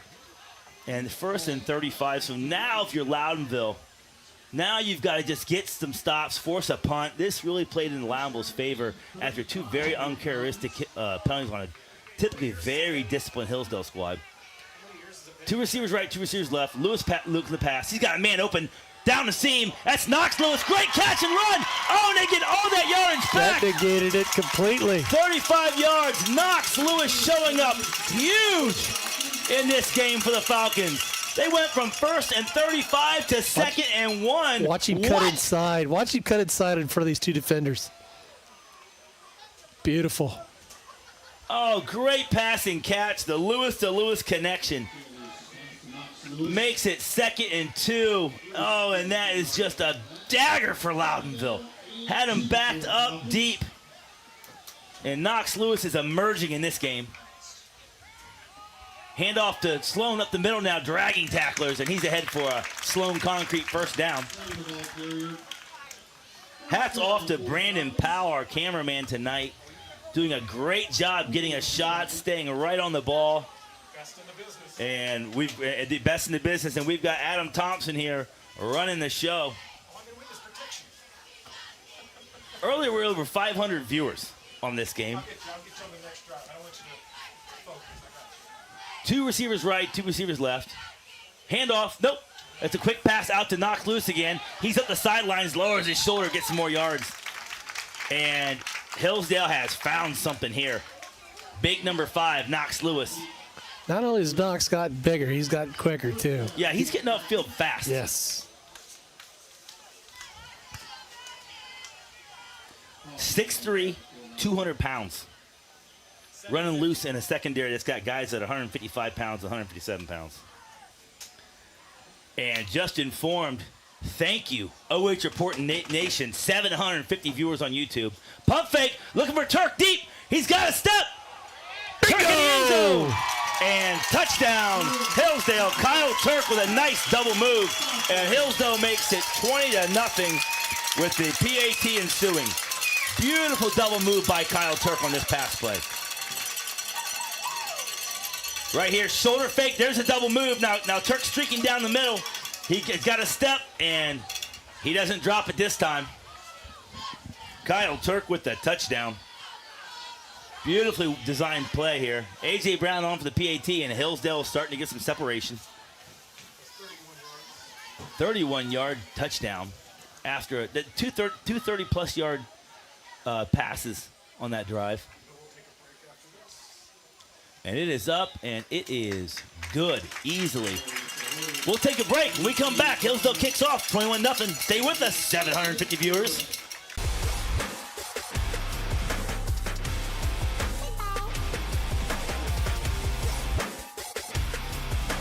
This place means everything to us. This is where we come together.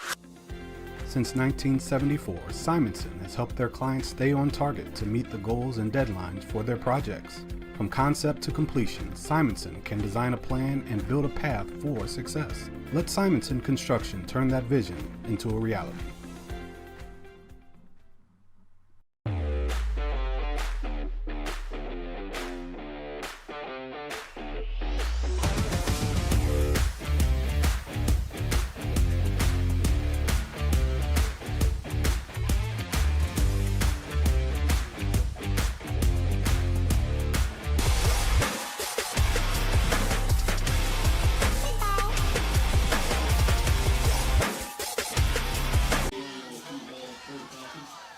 Welcome back to Hillsdale High School. Hillsdale kicks off after opening up a 21-0 lead on Loudonville. Short kick, and it's covered by the Birds. Fair caught, and they'll take over at the 35-yard line. 5 plays on that drive, 3 passes, 3 for 3, 75 yards, and Sloan had 2 runs of 10 and 9. Bounce. Nice drive. Beautiful drive. Textbook. Absolutely textbook. Knox Lewis looks like an absolute wrecking ball. When your worst play was 9 yards that drive, that's. Well, no, your worst play was a holding well, call. that's true. Yeah. Followed up by a personal foul. You're right. They just wanted to pad their stats. That's what they were doing. Yeah. I don't know about that. I don't think Coach Klein's gonna buy that. No, Trevor's not gonna buy that. I could see Sloan try to argue it though. So Loudville comes out. And that wing T set, hand off to Coffin up the middle, and he bowls ahead for some positive yardage, 5 yards. If you're Loudonville, it's 9 minutes, 52 seconds left to go in the third quarter. You've played Hillsdale as close as anyone's played them all year. Do not panic yet. Do not panic. Stick to your game plan, run the ball, get on the board, and try and fight your way back into this game. So many times right now, teams start to panic and start to do things that they wouldn't normally do. Pass the ball too much. Some gadget play that backfires. Just, if you're Loudonville, stick with the game plan. Wing T set, chase right under center, hand off again to Kaufman, and he is bowling ahead for more yards. Gives Loudonville a very third and manageable. It's going to be a third and about 2. Hillsdale content to play a little softer coverage on defense. Let's see if they commit one more man to the line of scrimmage to force a 3 and out here. Well, just to add your point earlier, I mean, it's high school football. Anything can happen. First 2 weeks, the games I covered, I saw 21-point swings in less than 2 minutes. I mean, it's fumbles, interceptions, mistakes happen at the high school level. And you're right. You just got to stick with the game plan and keep your head in it. Well, in this game, it's been Hillsdale's back-to-back drives and the end of the first half, start to second, that were absolutely surgical to really create the separation. Now Loudonville comes out, 2-back set, 2 receivers right. Give to Kaylee. Oh, Kaylee runs in the right. That's a broken play. No, I'm sorry. That was given. I thought it was given to Kaylee, but Kaufman stuffed at the line of scrimmage. And if I'm Loudonville, I'm going for it. Makes it 4th and 3. And Hillsdale did commit one extra guy to the line of scrimmage that time. Actually, fourth and a foot. 4th and a foot. Oh, he did get some positive yards. Yeah, they fooled me on that one. I thought they were giving to Kaylee on the lead, but they gave it to Kaufman. He pushed ahead, man. 5'10", 5'11". What do you have him listed? Let me put that up. Kaufman's listed at 5'11", 220. 220 pounds is going to give you a couple feet every time.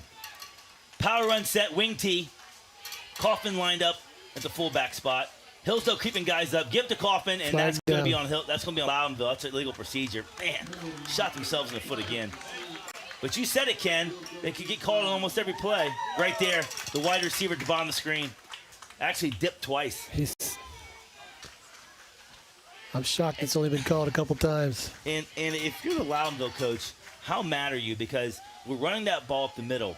What is the wide receiver doing leaning on that play? Zero input in that play. Hirschberger back to punt now. Makes it 4th and 5, Loudonville. But they have 3 guys on the left side. Fake. So let's see what they do here. And Hirschberger punts. Decent punt. And going to get a good roll, but go out of bounds.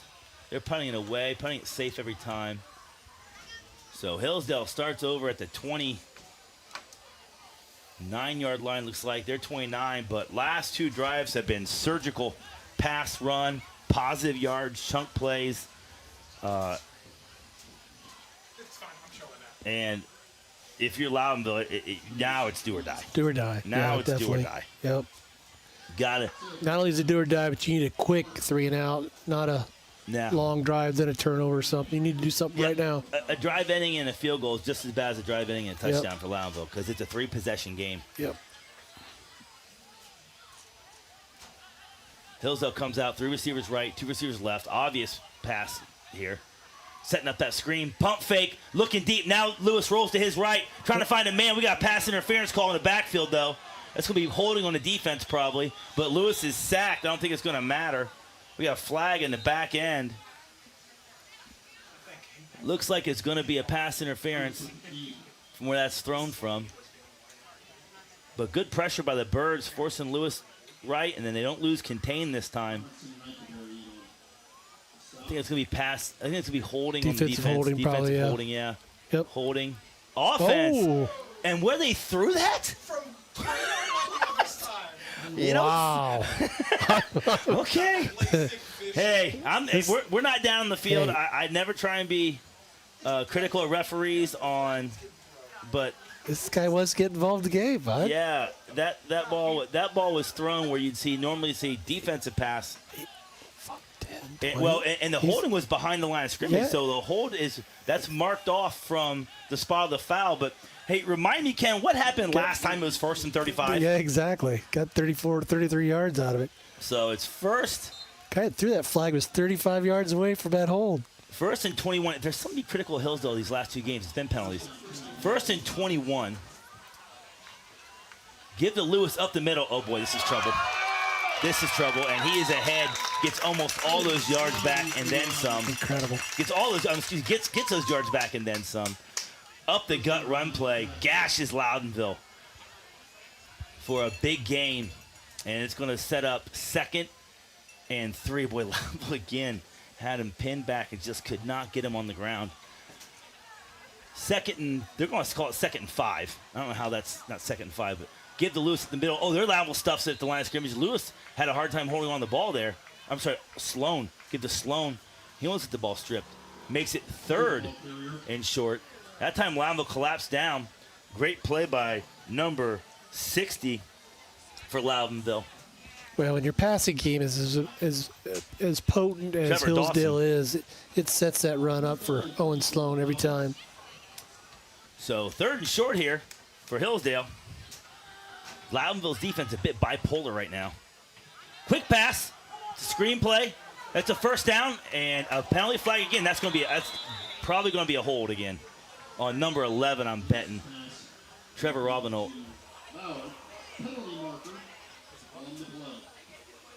And let's see the replay here on the. Yeah, that's a hold. Yeah, definitely. That's as easy as it gets to call a hold. When you see the jersey get pulled away from the pads, the fans can not like it as much as they want. But as tough as that last holding, the first holding call was in this drive, that one's pretty obvious. And yeah, Hillsdale had 79 yards. Oh, they're calling face mask against Loudonville. Oh, they're calling face mask against Loudonville? Yeah, face mask against Loudonville. Okay. Negate what we said. I mean, even the Hillsdale kid thought it was on him. Okay. All right. It's like that Janet Jackson song. 1st and 10. One step back. Hillsdale gets some help there, and they didn't need it. They've been dominating this game ever since the midway point of the 2nd quarter on both sides of the ball. Thing about Saturday football. And there's the upcoming schedule for OH Report. Give to Sloan off the left side, and he does well to get positive yards after slipping a tackle in the backfield. Trevor Dawson had a shot at him. Sloan squirted away. Looked like it was going to be a loss of 3. Turns it into a gain of 2. That's what great backs do. A gain of 1, but still nice 1-yard run. Keep positive yards. And Hillsdale, they can strike from right here, Ken. Right now they're in scoring distance. Two receivers left, 2 receivers right. Sloan the sidecar. Quick pass out to number 5. That's Knox Lewis again. And he's ahead for big yards. And Knox Lewis now down. Oh, and this is not good for the Falcons. Knox goes down, grabbing his lower leg. Oh, we don't want to see this. This is not what we want to see. 4 minutes, 54 seconds left to go in the 3rd quarter. Hillsdale already has 1 dynamic playmaker down. Hayden McFadden left early in the game with an apparent knee injury. Now Knox Lewis is down, holding his lower leg, and he was having a dynamic game. So we'll take a quick break. Let's see if they get Lewis up here. We'll take a quick break when we come back. Stick with us, folks. We'll be right back on OH Report. This place means everything to us.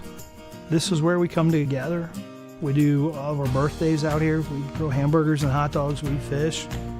I was about to give up. I was about to think that the property wasn't going to become mine. Rural First specializes in solving the problems. I made the call, and the rest is history. It was done. It made everything easy. Questions answered, walked me through the process. It was done. When I'm here, just feel peace. That's all it means to me. Peace.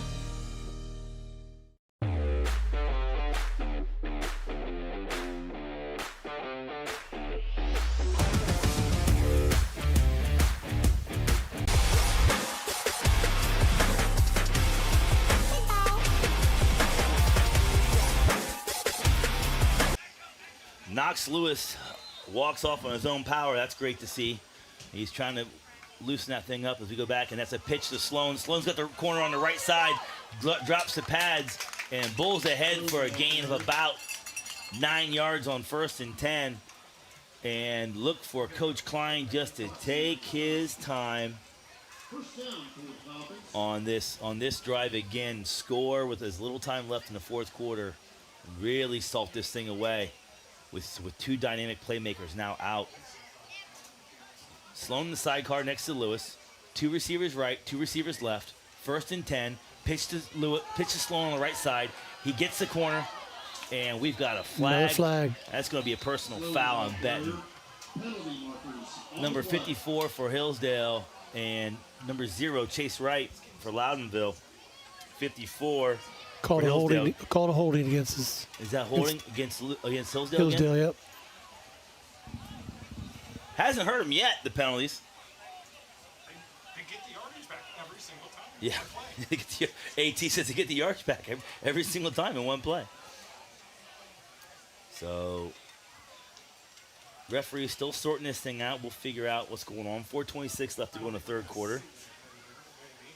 On a great run by Sloan. I didn't see it, but the referees did. They're marking it off 10 yards from the spot of the foul. That sets it up 1st 15. 1st and 15.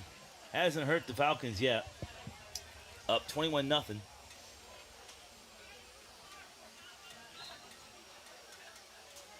Says they pick up 16 yards. Sloan in the sidecar. 2 receivers right, 2 receivers left. Fake the pitch to Sloan. Now they're wide open. Beautiful pass. Wide beautiful open. play design. Number 3, Brock Bauer in for a touchdown. Hey, they ran that pitch to Sloan 2 or 3 times in a row. Fake the pitch. Defense bit. Brock Bauer on a ski post for a touchdown. Really well thought up, designed, and executed. 3 plays by Hillsdale. Cale Lewis is 6 for 6 in his half. I love it when play callers run one play to set up the next, and that's exactly what happened there. Play caller for Hillsdale just doing a great job setting that play up for Brock Bauer, the senior.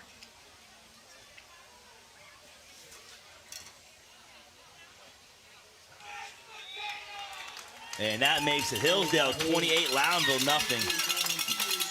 4:13 to go in the 3rd quarter. Lots of football to go.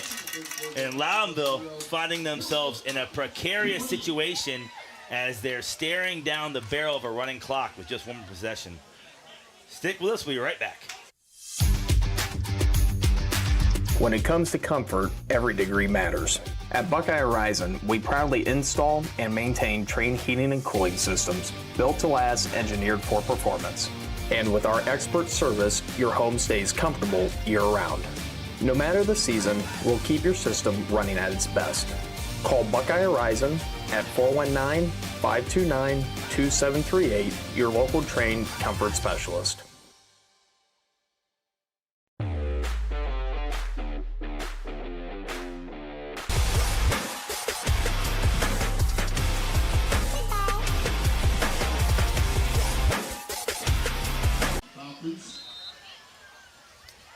And we're back. A.J. Brown kicks off for the Falcons, and it's a short kick again. Oh, we got Loudonville's got covered. No one covers it. And Hillsdale, oh my gosh. It just squirted away. No one covered the ball for Loudonville. Incredible. Now we got flags. Somehow, Loudonville recovers it. It squirts away. Flags on the play. What was Loudonville thinking there? Oh, if you're Nick Buzzard, you got to get on that thing. I cannot believe luckily they got that back. Luckily, we got a guy multiple in a white flags, jersey jumped up. We've got flags everywhere. Hey, Marion Local 14, St. Henry 14, end of the 3rd quarter. Lucas 7, Danville 8, 3rd quarter. some interesting scores for the folks here watching from Loudonville and Hillsdale. And we're seeing some. So the Cubs hanging around with the Blue Devils, and we really thought that game was going to be wicked for Lucas, but they're sticking in right there. Loudonville set to play Danville later on the season, along with Northmore, Centerburg, and Utica. Oh, brutal schedule ahead for the Birds. But they might be up to task, hanging with this high-powered, experienced, potent Hillsdale team. Hillsdale's not helped himself out with penalties, but it's not mattered. Trying to figure out I still haven't figured out what the penalty is yet. But they've got the ball spotted on the 30. It looked like to me Loudonville recovered.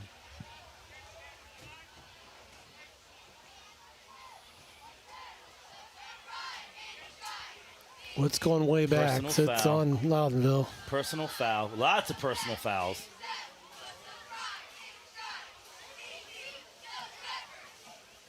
They've got it moved all the way back to the 15. And number 60 getting a talking to by the referees. Trevor Dawson for Loudonville getting a talking to a little bit.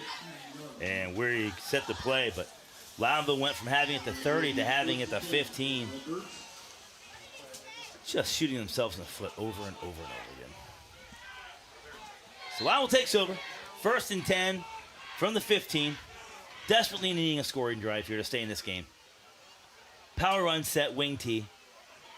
Hirschberger in motion, and we've got whistles. You gotta be kidding me. Legal procedure on Loudonville again. Now they're calling it every time now. That's gotta be a wide receiver. I didn't see it in the screen. Well, there's a hill out back. Ken, there's a hill right behind the Loudonville field house. And I tell you what, some guys will be running up and down that hill on Monday. I promise you that. Makes it 1st and 15 now from the 10. You must have to do it. I had to do it a few times. I did. I'm used to that hill. Loudonville ahead. Got a comment from the peanut gallery here at Hillsdale. I must have had to do it. Yes, sir, I did. I did. Mike Warble sent me up that hill more than once.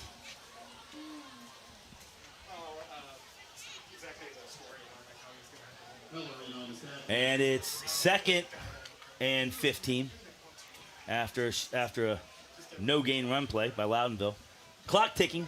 3 minutes, 35 seconds left to go in the 3rd quarter.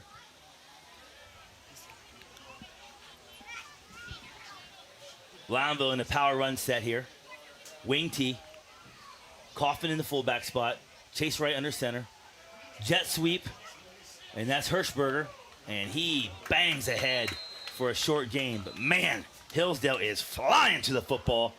Number 52 for Hillsdale. Inside linebacker Brady Heller coming in and cleaning that thing up after a host of Falcons get there. And the pads are cracking down there. 3rd and 10.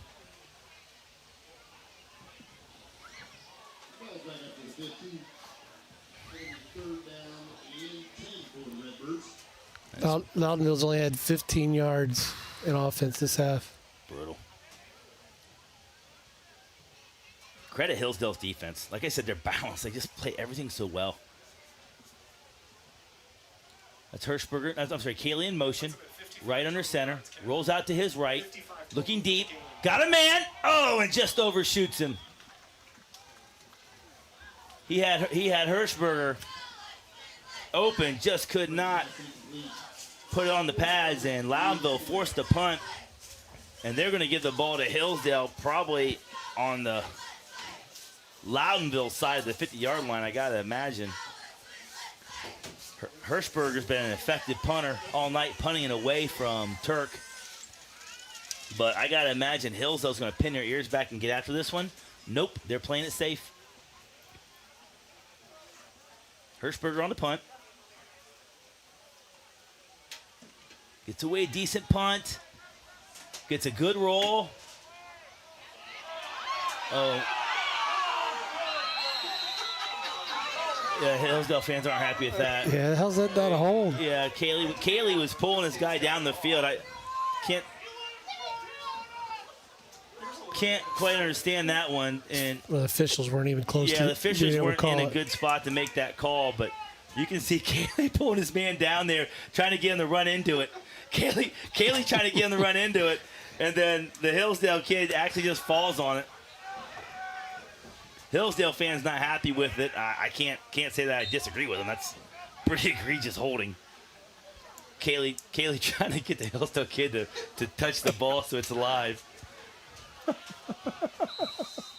Yeah, we got it all tonight. Yeah, we got it all tonight. It's a rivalry game. What are you going to do? Hillsdale calls a timeout. Hillsdale calls a timeout. They were missing a guy. 2 minutes, 14 seconds left to go in the third quarter. We're going to get a beautiful shot of the moon here. Nice work there by our cameraman. Loudonville has a total of 55 yards of offense for the game. Just cannot hang with a team like Hillsdale with 55 yards of total offense. 55 yards total offense, and I hate to say only down 28-0. Yeah, we talked about that at halftime too. I mean, lucky it's not something worse or continuous clock. Well, it's about to be 28-0. 2 minutes left. Hillsdale, every button they pushed on offense has been the right button here. 3 drives in a row that ended in touchdowns.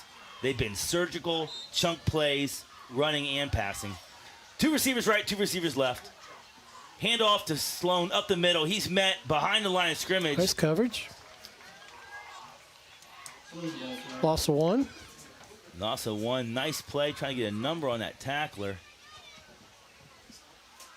And if you're Coach Klein, you're still not happy with the amount of mental mistakes. I mean, how many penalties they've had.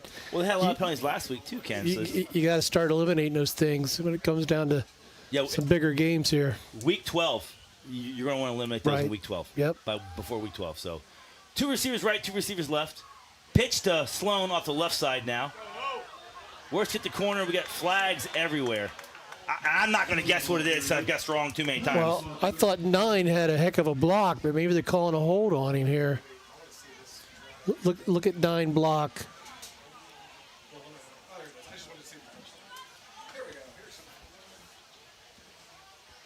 Yep, they're calling a hold. That's a tough call. Calling that on Deacon Borman, the 10th grader. Looked good to me, but unless he grabbed something I couldn't see. He grabbed a jersey or something. So makes it second down. They're going to mark it off from the spot of the foul. So makes it 2nd and 21. Not that that's mattered all night. Hasn't mattered. Yeah, watch a 25-yard play happen here. Yeah. So I bragged about Hillsdale's depth all year. We're going to find out how good it is right here. Lewis looks to pass, throws it up. That's trouble. He's just throwing it away. Throwing it out of bounds. Yep. Getting pressured there. First incomplete of this half. Forces, and it was one he wanted to throw incomplete. Yep. How about that? He had incompletion. He wanted to throw it incomplete. Yep. Good coverage by Loudonville. A little out and up. Turk was running there. Well, even better that pressure worked earlier. Yeah. But Loudonville had good pressure there. Getting a lot of guys from the 2 deep in now for Hillsdale just because they've had some injuries. So let's see if Lewis can pull another rabbit out of his hat, or Sloan can pull a rabbit out of the hat like they have the last couple drives when they've had huge plays on these tough down and distances. Lewis rolls to his right, looking for a man. He wants. Dangerous. He wanted Robin across the middle. Lucky not to get an offensive pass interference there. Well covered by the Redbirds. Well covered by the Redbirds. And dangerously throws it across the middle. Yeah, lucky not to get an offensive pass interference there, but forces an uncharacteristic 4th down. Hillsdale punting, and Loudonville needed that desperately. You know, this is the first time Hillsdale's had to play past halftime. You know, this is sort of a blessing in disguise, if you ask me, for the Falcons. They're testing out their depth. 2 big playmakers are out for them with apparent injuries. They're in a bit of a not quite a dog fight, but a very physical football game. Oh, it's bad blocked. punt! And it goes straight back. And Kale falls on it, but sets up Loudonville in really good position. And now we have another flag. Oh, that's just, if that's on Loudonville, oh, something. But that Was it tipped by hand, or did it hit the back of his? He kicked it right. Yeah, so I kicked thought. it right into a guy's rear end. That's what I thought. Someone's going to need an ice pack for that. That's.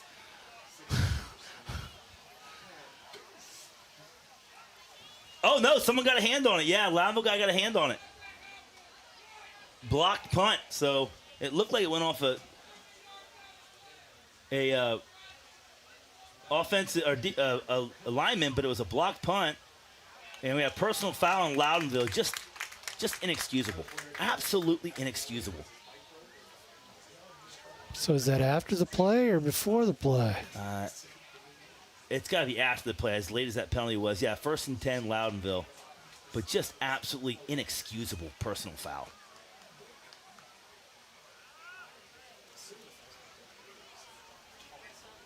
Well, they haven't marked anything off yet here. They will. They'll take him back 15 yards. So Loudonville was set up beautifully inside the 10. Now they might as well as Hillsdale's defense is playing, they might as well be set up on their own 20. As tough as yards have been to come. 59 total yards for Loudonville all night, Ken? 55. 55 total yards. And then you've got a holding on top of that?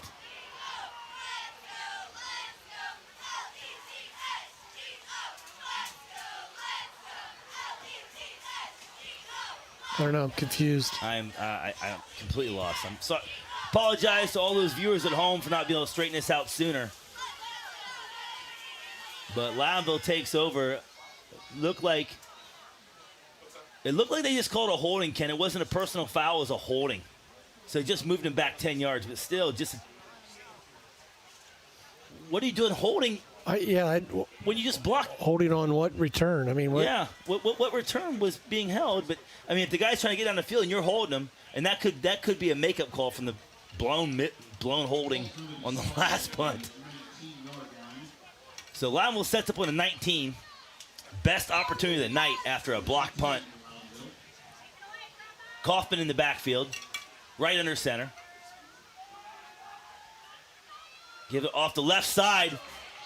And that looks like Josiah Hirschberger pushing ahead for a first down. Gets those yards back for Loudonville. Sets up a 1st and goal from about the 7-yard line. Loudonville's best chance to score right here. And make it a 3-possession game. One of their better runs of the night. Lewis plays both ways. Lewis and McFadden both play both ways. So when those guys went out, they're missing dynamic players, sure tacklers now on the defensive side of the ball. 1st and 10, Loudonville. Right under center. 2-back set, power run formation.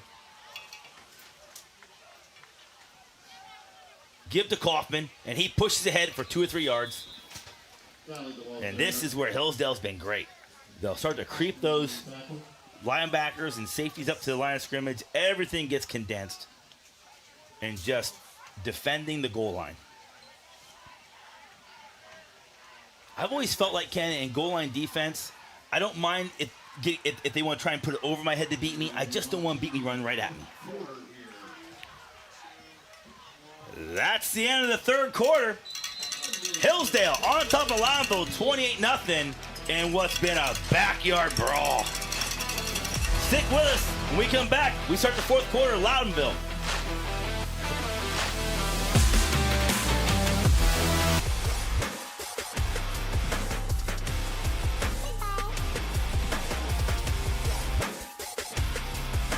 This place means everything to us.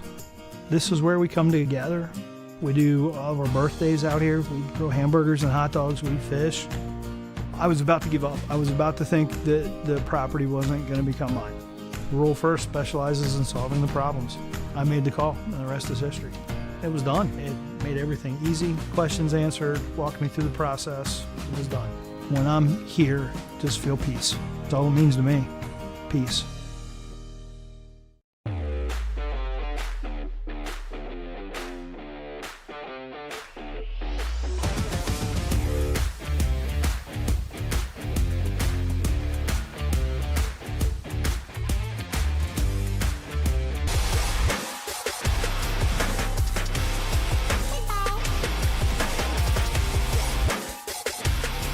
Fourth quarter out here at Hillsdale. Loudonville with the ball. Shout out to Sandy Krebs. I know she's a big Hillsdale fan. Grew up in the Loudonville area. Kids graduated from Loudonville. Now she's a Hillsdale fan. And she is a loyal viewer of OH Report. And we appreciate her. Loudonville, second goal here. Power run formation. Kaylee and Coffin in the backfield. Give it to the big boy. Pushes ahead. Touchdown. And Loudonville's in for a touchdown. That makes it Hillsdale 28, Loudonville 6. PAT ensuing. And let's see if the Birds kick the PAT or go for two. I always say when I'm losing in a game like this, I go for two. Because two is more points than one, and I'm down by a lot of points. I know a lot of people don't agree with that logic, but it just seems so simple to me sometimes. They call it chasing points. Call it chasing points. I'm down by 3 touchdowns. Any other points I can get. Right.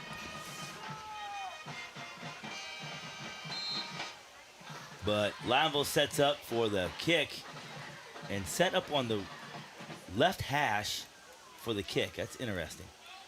It's up, and the kick is short. No good. That makes the score Hillsdale 28, Loudonville 6. We'll take a break. When we come back, Loudonville kicks off to Hillsdale. When it comes to comfort, every degree matters. At Buckeye Horizon, we proudly install and maintain Trane heating and cooling systems built to last, engineered for performance. And with our expert service, your home stays comfortable year-round. No matter the season, we'll keep your system running at its best. Call Buckeye Horizon at 419-529-2738, your local Trane comfort specialist.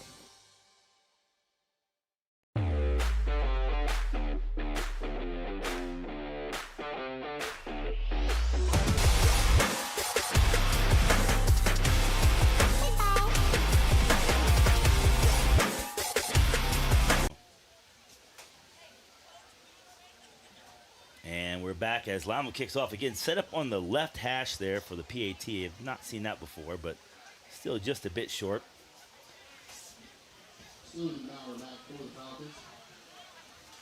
So Loudonville set the kick off, and they're going to kick off from the right hash.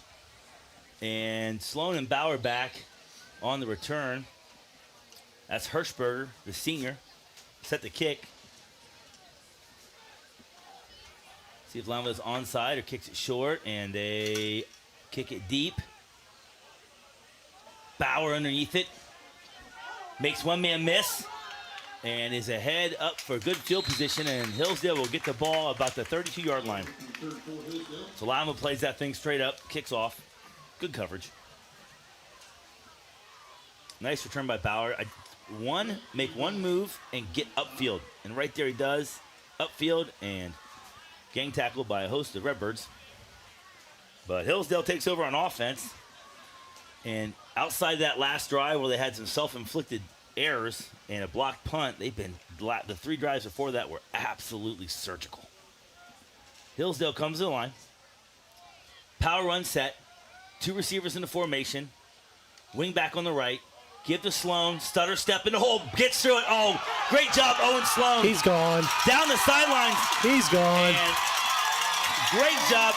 We'll see on the replay here. Owen Sloan takes a step to his left, lets that blocking set up, and just explodes through the hole. Really great patient running by Owen Sloan right here. And the Falcons score quickly to make it 34-6. And you see him just let the blocking set right here, up. and he goes. And he is gone. You don't get him down the line of scrimmage, it gets real tough to tackle number 26. And he's going to have a That run's going to really, it's got to put him over 100 yards tonight, I think. Oh, yeah. Now Hillsdale sets up for the PAT. Looks like a little swinging gate action.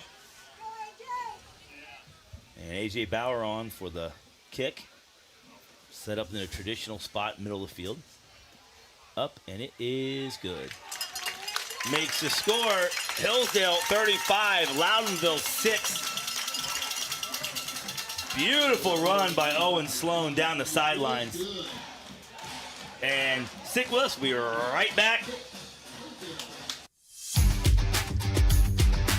When it comes to comfort, every degree matters. At Buckeye Horizon, we proudly install and maintain Trane heating and cooling systems built to last, engineered for performance. And with our expert service, your home stays comfortable year-round. No matter the season, we'll keep your system running at its best. Call Buckeye Horizon at 419-529-2738, your local Trane comfort specialist.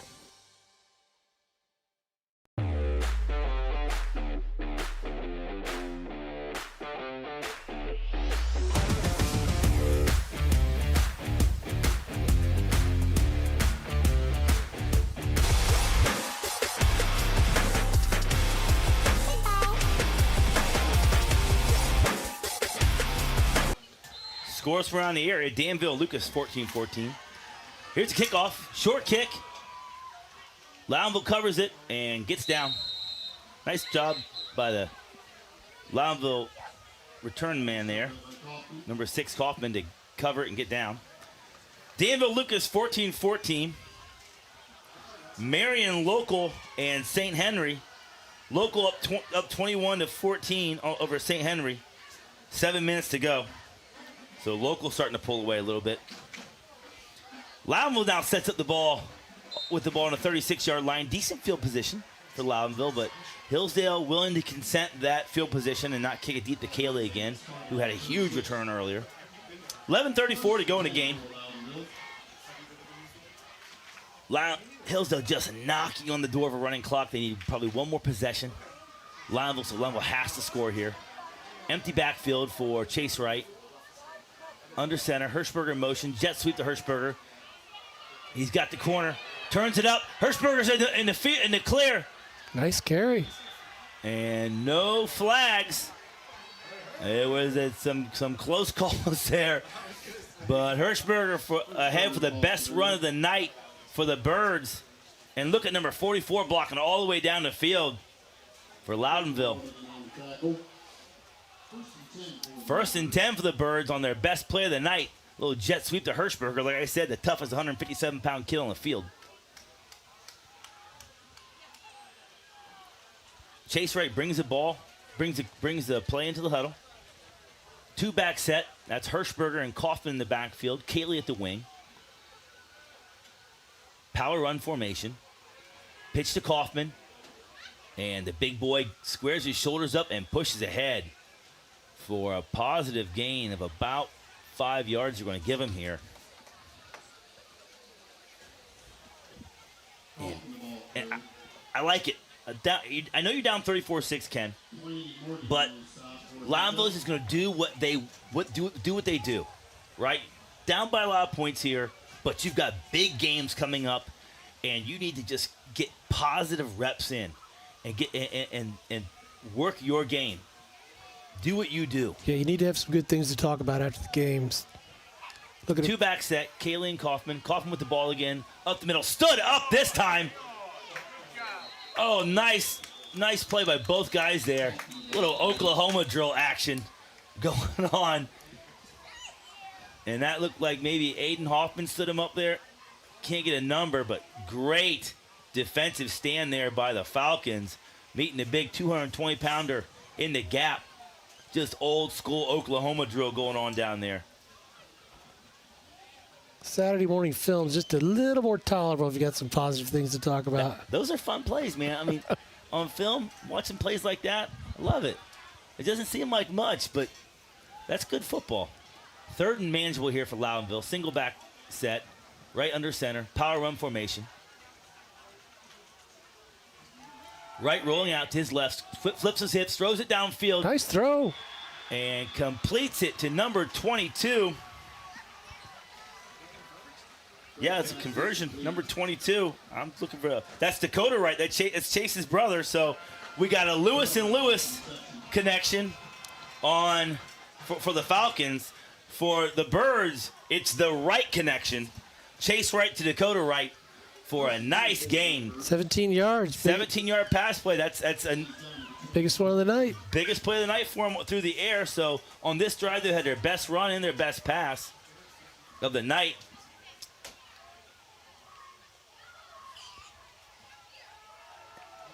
And you've got a fake. They faked the jet sweep, I think.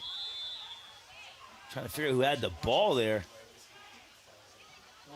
Coughlin, the ball carrier, they faked the jet sweep to Kaylee.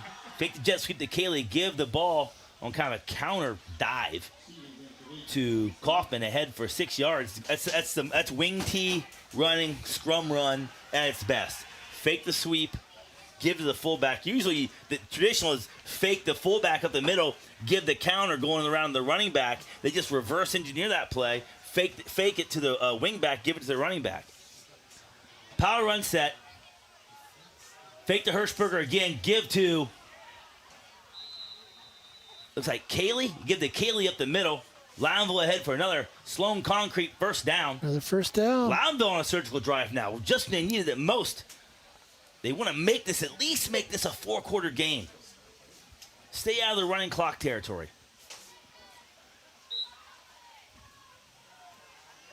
That's tough to do when you give up one-play touchdowns, Ken. Yeah, it's like I said, trying to find some little things to talk positive about tomorrow morning. Loudonville breaks the huddle.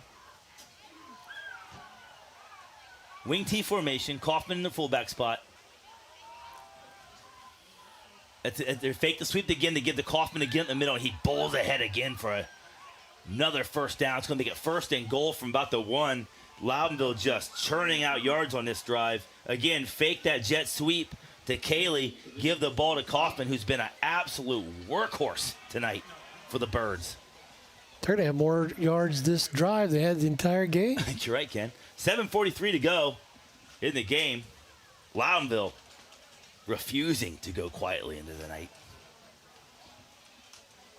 Local 27, St. Henry 14. That's the final. Local hangs on to extend their win streak. Give the ball, looks like to Kaylee up the middle. And he is stuffed close to the line of scrimmage. Loudonville wants a touchdown, not getting the call. About a foot short, looks like. About a foot short. No, I'm sorry, that was to give to Kaufman. Apologies for that.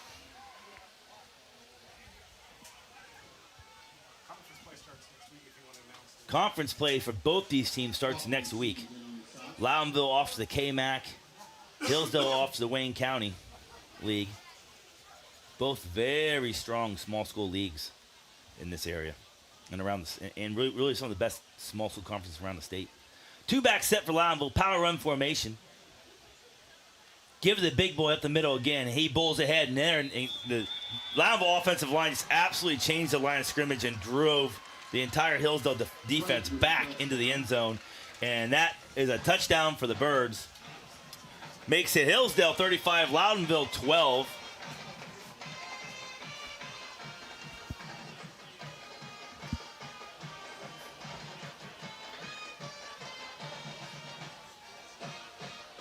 And Loudonville sets up for the PAT. That was Colin Kaylee on that touchdown. My apologies. I just checked. I'm seeing Loudonville again next week against East Knox. Working that game with Travis. I am here next week as Hillsdale takes on Chippewa. Yeah, I'm my Hillsdale. I'm in my Hillsdale. What do they call it when a Residency. Yeah, I'm in my 3-week Hillsdale residency. Ends next week. Britney Spears is your actor. Yeah, Britney Spears. Tough act to follow. Britney Spears follows me up. Love it down at Hillsdale. Fans are so nice to me. So appreciative of OH Report, and we appreciate them so much. And their stands are full tonight. Yeah. It's awesome to see. Both sides. So Loudonville sets up go for 2 right here. Kaufman in the power. Got it. And that's a reverse to Kaylee, and he is in for the 2-point conversion. Makes it Hillsdale 35, Loudonville 14 off the reverse fake to Kaufman. Give to Hirschberger, reverse to Kaylee. He beats one man into the end zone. Stick with us, and we'll be right back. Loudonville kicks off. Since 1974, Simonson has helped their clients stay on target to meet the goals and deadlines for their projects. From concept to completion, Simonson can design a plan and build a path for success. Let Simonson Construction turn that vision into a reality.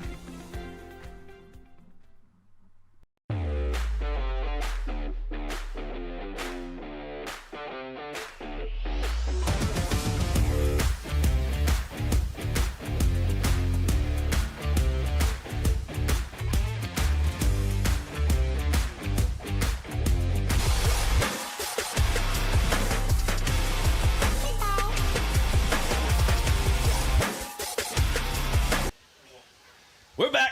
Loudonville kicks off. And for those of you who don't know, I played my high school football at Loudonville, played in this rivalry.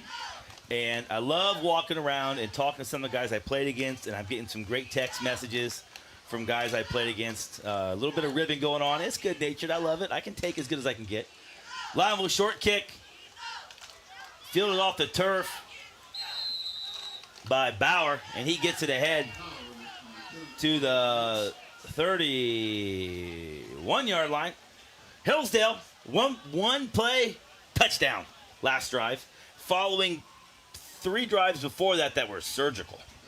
So let's see what happens here if it just becomes the Owen Sloan show. But my man has looked fast. He runs behind his pads. He's not afraid. Very few backs can both drop the hammer on you and run like a power back, or give you a little shimmy and explode past you. And Owen Sloan definitely can do that. And not only is he a good football player, he's a great young man too. He was raised right, and he's just a very, very good young man. 1st and 10 for the Falcons. Give to Bauer up the middle, and he pushes ahead for about 3 yards. So shout out to Josh Barger and the Barger family watching at home, sending me text messages. I appreciate it. I appreciate all viewers. We were over 750 at one point. They're checking out the other network. They're checking the other network now. This one's a little out of hand. We're over 750. One day we're going to get over 1,000 viewers. The stands are full too. Both communities really showed up for this game. Oh, they're watching the game. OH report. Yeah, we've got OH. We can see OH report screens too on cell phones, which is great. Handoff to Sloan up the middle. This could be trouble. And Nick Buzzard able to corral him before he gets loose. There's not too many guys to bring Owen Sloan down one-on-one. Hats off to Nick Buzzard on that tackle. Just wrap him up. See, this time Buzzard tackled with his feet. See that, Ken? He didn't leave his feet to make the tackle. He wrapped and kept his feet, got Sloan on the ground. But another first down for the Falcons. Another Sloan concrete first down on an Owen Sloan run. 1st and 10 for the Falcons. Ball in the 45. 5:25 to go in this game. Hillsdale looking to just drive the ball on Loudonville here and salt this thing away. Loudonville's been pesky, hung around, made some plays, frustrated Hillsdale at some point, but just didn't have enough firepower to hang with him. Give to Bauer up the middle again. And he's got just enough speed to get away from that defensive end crashing down. Big Colton Poole, 6'8", 245. He's right there, but just not enough foot speed to keep up with Bauer on that little give and go up the middle. And Bauer drug down, but not before he's able to get ahead for 8 yards.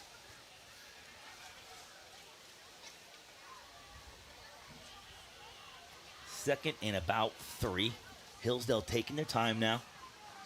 4:40 to go in the game. Now Lewis watching that play clock, letting it get all the way down to 10 seconds before he sets his line. Calls the ball. Give to Sloan. Little counter tray. And he pushes ahead for a Sloan concrete first down. And he is just so good at letting his blockers set up at the line of scrimmage, just being patient behind the line of scrimmage, and then just exploding through the gap. And then picks up 4 more after contact. Yeah, every indication on that was run right, and they just counter and ran left. And that's, I talk about self-scouting sometimes, you know, and earlier in the game, Ken, I said, watch 77, watch the line, they'll take you to the ball. And it's like the Hillsdale Falcons coaches were listening to me. He said, oh, you think you're smart, huh? Watch this. We're going to send everybody right and run it left. And that's kind of stuff, you know, it keeps people on their toes. 1st and 10 for the Falcons. In the pistol now. Oh, the ball's on the ground. That was a handoff to 23. Loudonville recovers. And it is 1st and 10 Birds. They took Owen Sloan out just for a play. Brought in number 23 freshman Porter Borman, who has shown some flashes this year. But right there, the ball comes out, and it's recovered by Loudonville. And Hillsdale lucky not to give up 6 on that one. Little scoop 6 almost was, but Cale Lewis able to wrangle the rest of the Loudonville football player down.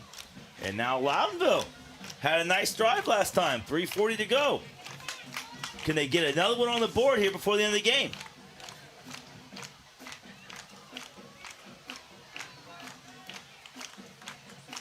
Chase right under center. Power run set. Kaylee in motion. Kaylee with the ball. Trying to get to the corner. And drugged down by number 5. That's Knox Lewis. He checked back in the game. Back in. That's good to see. Good to see Knox Lewis back in this game. He left with an apparent lower leg injury. My man comes from tough stock, though, Ken. I know those Lewis boys. You can't keep them on the sideline now. Kids. Tough kids. Pushed off a blocker there and broke through and made that nice tackle for loss.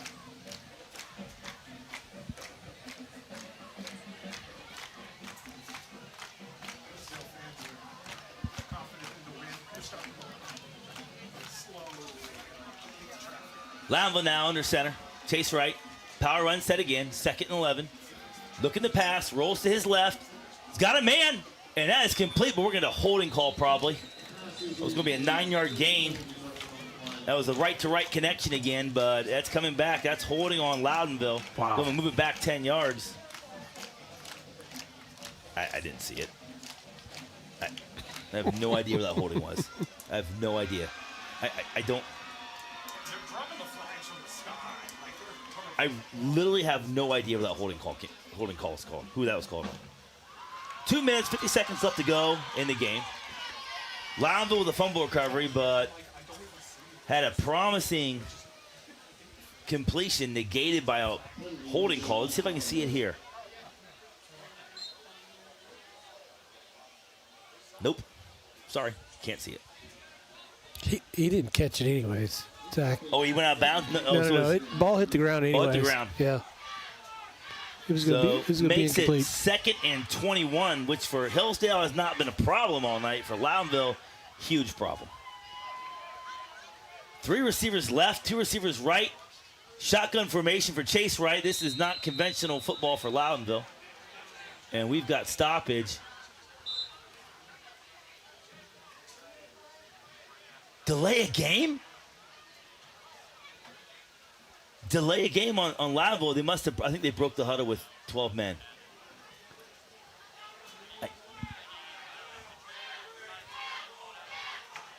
Wow. Holding penalty followed by delay game. Brutal. When the 5 wide again for Chase Wright. With the ball, looking to pass. Quick pass to Josiah Hirschberger. And he's ahead for respectable gain of about 6 yards.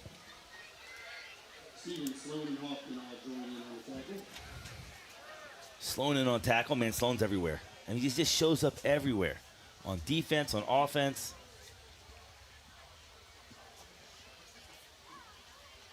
No doubt our player of the game right now, Owen Sloan. Again, 5 wide for Loudonville in the shotgun set. 2 minutes to go in the game. 3rd and forever. Chase Wright rolls to his left. Got a man. Hillsdale just keeping everything in front of him. Forces a 4th down. and still about 15. Loudonville with a holding call, and then a delay game just completely put them in a hole after they recovered a fumble. So shooting themselves in the foot over and over again on the Birds. 3 receivers right. No, this is punt formation. Yeah, they're punting. Hirschberger back to punt. Gets away, another nice punt. But hits the back of, looked like, I don't see who that was, but it hit the back of a Loudonville coverage guy right there, so the ball's dead. Right around the 38, 39-yard line, looks like. So Hillsdale takes over. 1:29 left to go. Looking just to salt this thing away. I think we've seen the last of Owen Sloan tonight, Ken. Even though they had a fumble there when they rotated the guy in, I think, is he out there? Yep, he's out there. Okay. And the Hillsdale fans starting to file out. They've got this one in the bag, up 35-14 over the visiting Loudonville Redbirds. And what's been just a really entertaining game. Big plays. And take a knee. Oh, that kills the stats, though, right? Clock's not running. Why is the clock not running? No idea. Well, it's a 5-yard penalty. No. Now they wind it. No, okay. They did count that play. All right. No, they did. They marked it. They stepped it off 5 Yeah. yards, but the clock wasn't running for a good amount of time. But 20 seconds left on the play clock, 1:10 on the game clock.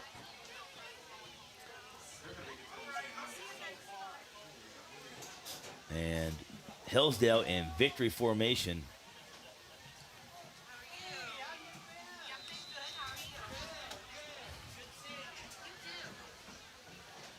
Yeah, so they'll take it back 5 more yards.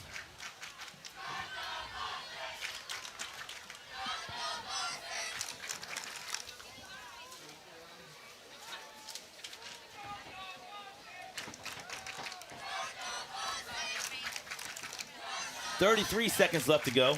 Hillsdale in victory formation again. And a game that, like I said, was entertaining. Some big plays from out of Hillsdale's offense. Just chunk plays were too much. I said Loudville just doesn't have the horses on the back end just quite yet to stick with Hillsdale on a track race, and they couldn't. First team to take them from the 4th quarter, though. Without a continuous clock, so there's some positives there. Yeah, Loudville had a really nice drive there at the end, but Hillsdale gonna have to kind of regroup this week. Hopefully Hayden McFadden can make it back pretty quick. Looks like Knox Lewis was able to recover from his injury pretty quick, come in, made some plays. So we'll take a break. When we come back, player of the game. Stick with us, we'll be right back.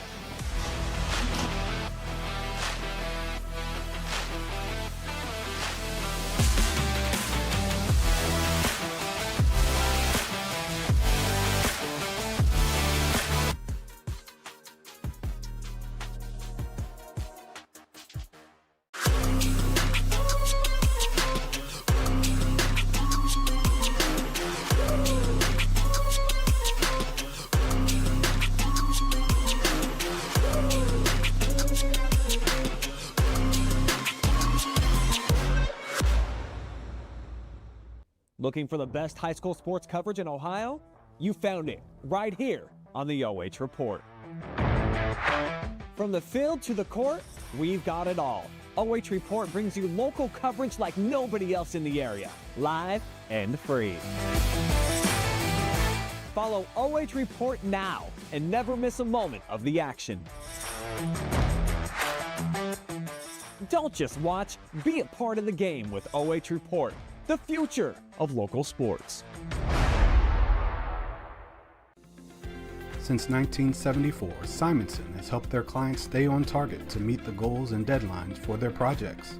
From concept to completion, Simonson can design a plan and build a path for success. Let Simonson Construction turn that vision into a reality. This place means everything to us. This is where we come together. We do all of our birthdays out here. We grill hamburgers and hot dogs. We fish. I was about to give up. I was about to think that the property wasn't going to become mine. Rural First specializes in solving the problems. I made the call, and the rest is history. It was done. It made everything easy, questions answered, walked me through the process. It was done. When I'm here, just feel peace. That's all it means to me. Peace. When it comes to comfort, every degree matters. At Buckeye Horizon, we proudly install and maintain train heating and cooling systems built to last, engineered for performance. And with our expert service, your home stays comfortable year-round. No matter the season, we'll keep your system running at its best. Call Buckeye Horizon at 419-529-2738, your local trained comfort specialist. Take a look at all the action from Friday night football right here in North Central Ohio with great analysis, highlights, coach interviews, and so much more every single Friday night right here on the OH Report.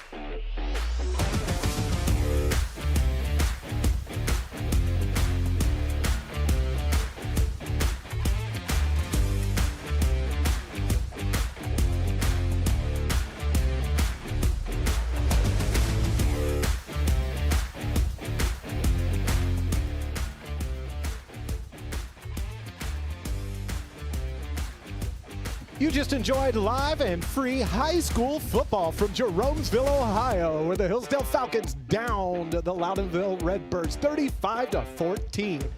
Before we get to your post-game show with Zack Truax and Ken Parrott and your MVP interview, we'd like to thank the sponsors that made this game live and free. AmVets Hayesville Post 1969 is a nonprofit organization serving their veterans and community, and they wish the Falcons the best of luck this season. 89 Homes and Building Improvements, building homes, earning trust since 1979. Simonson Construction Services Incorporated, from concept to completion, we can help you make a plan, refine your vision, and build a path for success. Crosby Advisory Group, LLC. Invest, plan, and retire with Crosby Advisory Group. Sloan Concrete, locally owned and operated since 2005, specializing in both decorative and standard concrete services for the local area, marking 20 years in business. Buckeye Horizon, they're proud and they're presenting tonight's heating and cooling and plumbing, your local trained comfort specialists. And finally, by Rural First. Rural First, tonight's game is brought to you in part by Rural First, the leader in rural lending. Rural First can help you live closer to what matters. 35-14 Hillsdale over Loudonville. When we come back, your MVP interview and post-game shows. Stick around.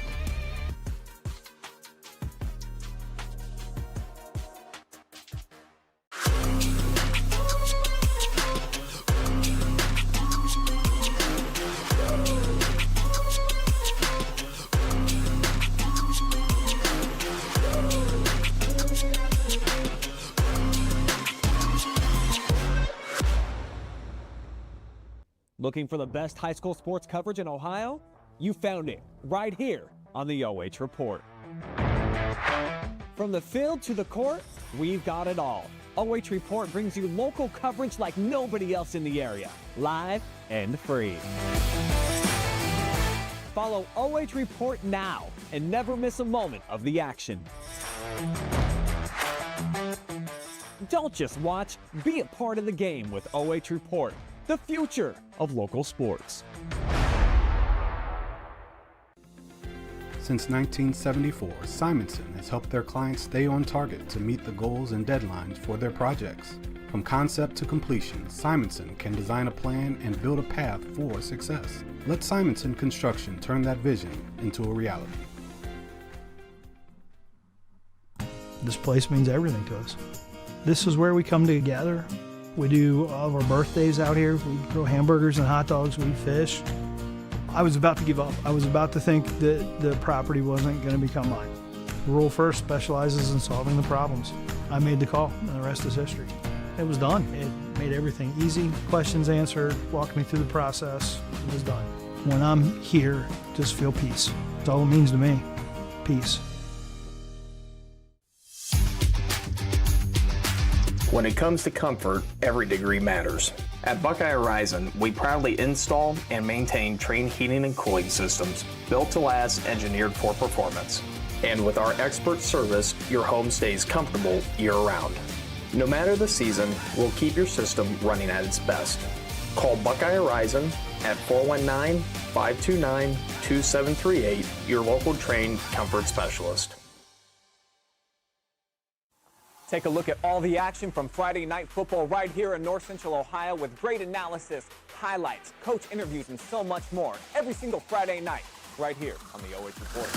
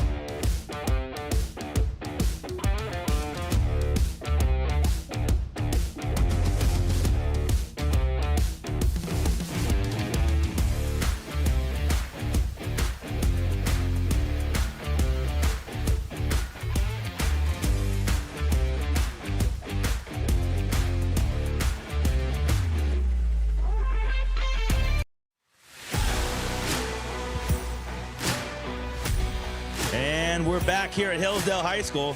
I'm with my MVP of the game, Owen Sloan. Owen, backyard rivalry game. Got a little chippy out there a few times. A lot of hard hitting going on. And it was nip and tuck through most of the first quarter, but you guys just kind of wore them down. A lot of your yards were tough yards up the middle. Then you popped that one at the end. And with 200-some yards and 1 touchdown. Talk to me a little bit, because I love how you let your blockers set up. So talk a little about the vision and the patience that takes. I just got a good line and good blockers in front of me. Out wide, they always seal the edge and stuff. So I just gotta be patient and wait for them to do their job. And you set up the plays beautifully. What's your favorite run play? Is it up the middle, or do you like bouncing outside? Which one is it? I like out in space, but whatever the team needs, I'll do. Hey, that's exactly why he's the MVP, because whatever the team needs, he'll do. You had a great game on defense, too. What's it like to flip around? You bust off a big run, you flip around on defense, and you make a couple plays in their backfield. You know, what's that like What's the mindset? How do you change your thinking there, just going from offense to defense so fast? I think we just got to bring the energy on both sides of the ball, and that's just kind of our mindset going into things. That's your MVP, Owen Sloan. But I want to talk to Knox Lewis, too. Come over here, Knox. Knox had a huge game. Injury to Hayden McFadden, goes down early, and you really stepped up. A play that was really big in my mind was 1st and 35 down here, right? And you come to the huddle, and you get the play call, and you're running out, and you know you're going to run that skinny post. What are you feeling in that moment right then? When adversity hits, we do a good job of rallying around each other. So we're just going to do our jobs and trust the process. You know, it's not always going to be me. Some days it's another guy. But tonight it happened to be me and a bunch of other guys. Everyone does their job, and, you know, everyone's going to succeed. So some great catches and runs, drop your pads on some guys, get some positive yards, then you score a touchdown down here. To me, it looked like your best offensive game of the year. What are your thoughts on your performance tonight? I know I did pretty good, but, you know, we're never satisfied. We're always looking to do better. Like I said, any given night, any one of our guys can pop out. It's just if we all do our jobs, we're all going to succeed, and we've got a lot more work to do, and we're never satisfied. All right, I'm going to switch it back to Owen real quick. Owen, since you're our MVP, you get to give us a shout-out. So, Owen, look right up at the camera up there on top of the press box. Give a shout-out to whoever you want to shout out to right now. My O-line, my family, and always our community for coming out and supporting. That's Owen Sloan, your MVP.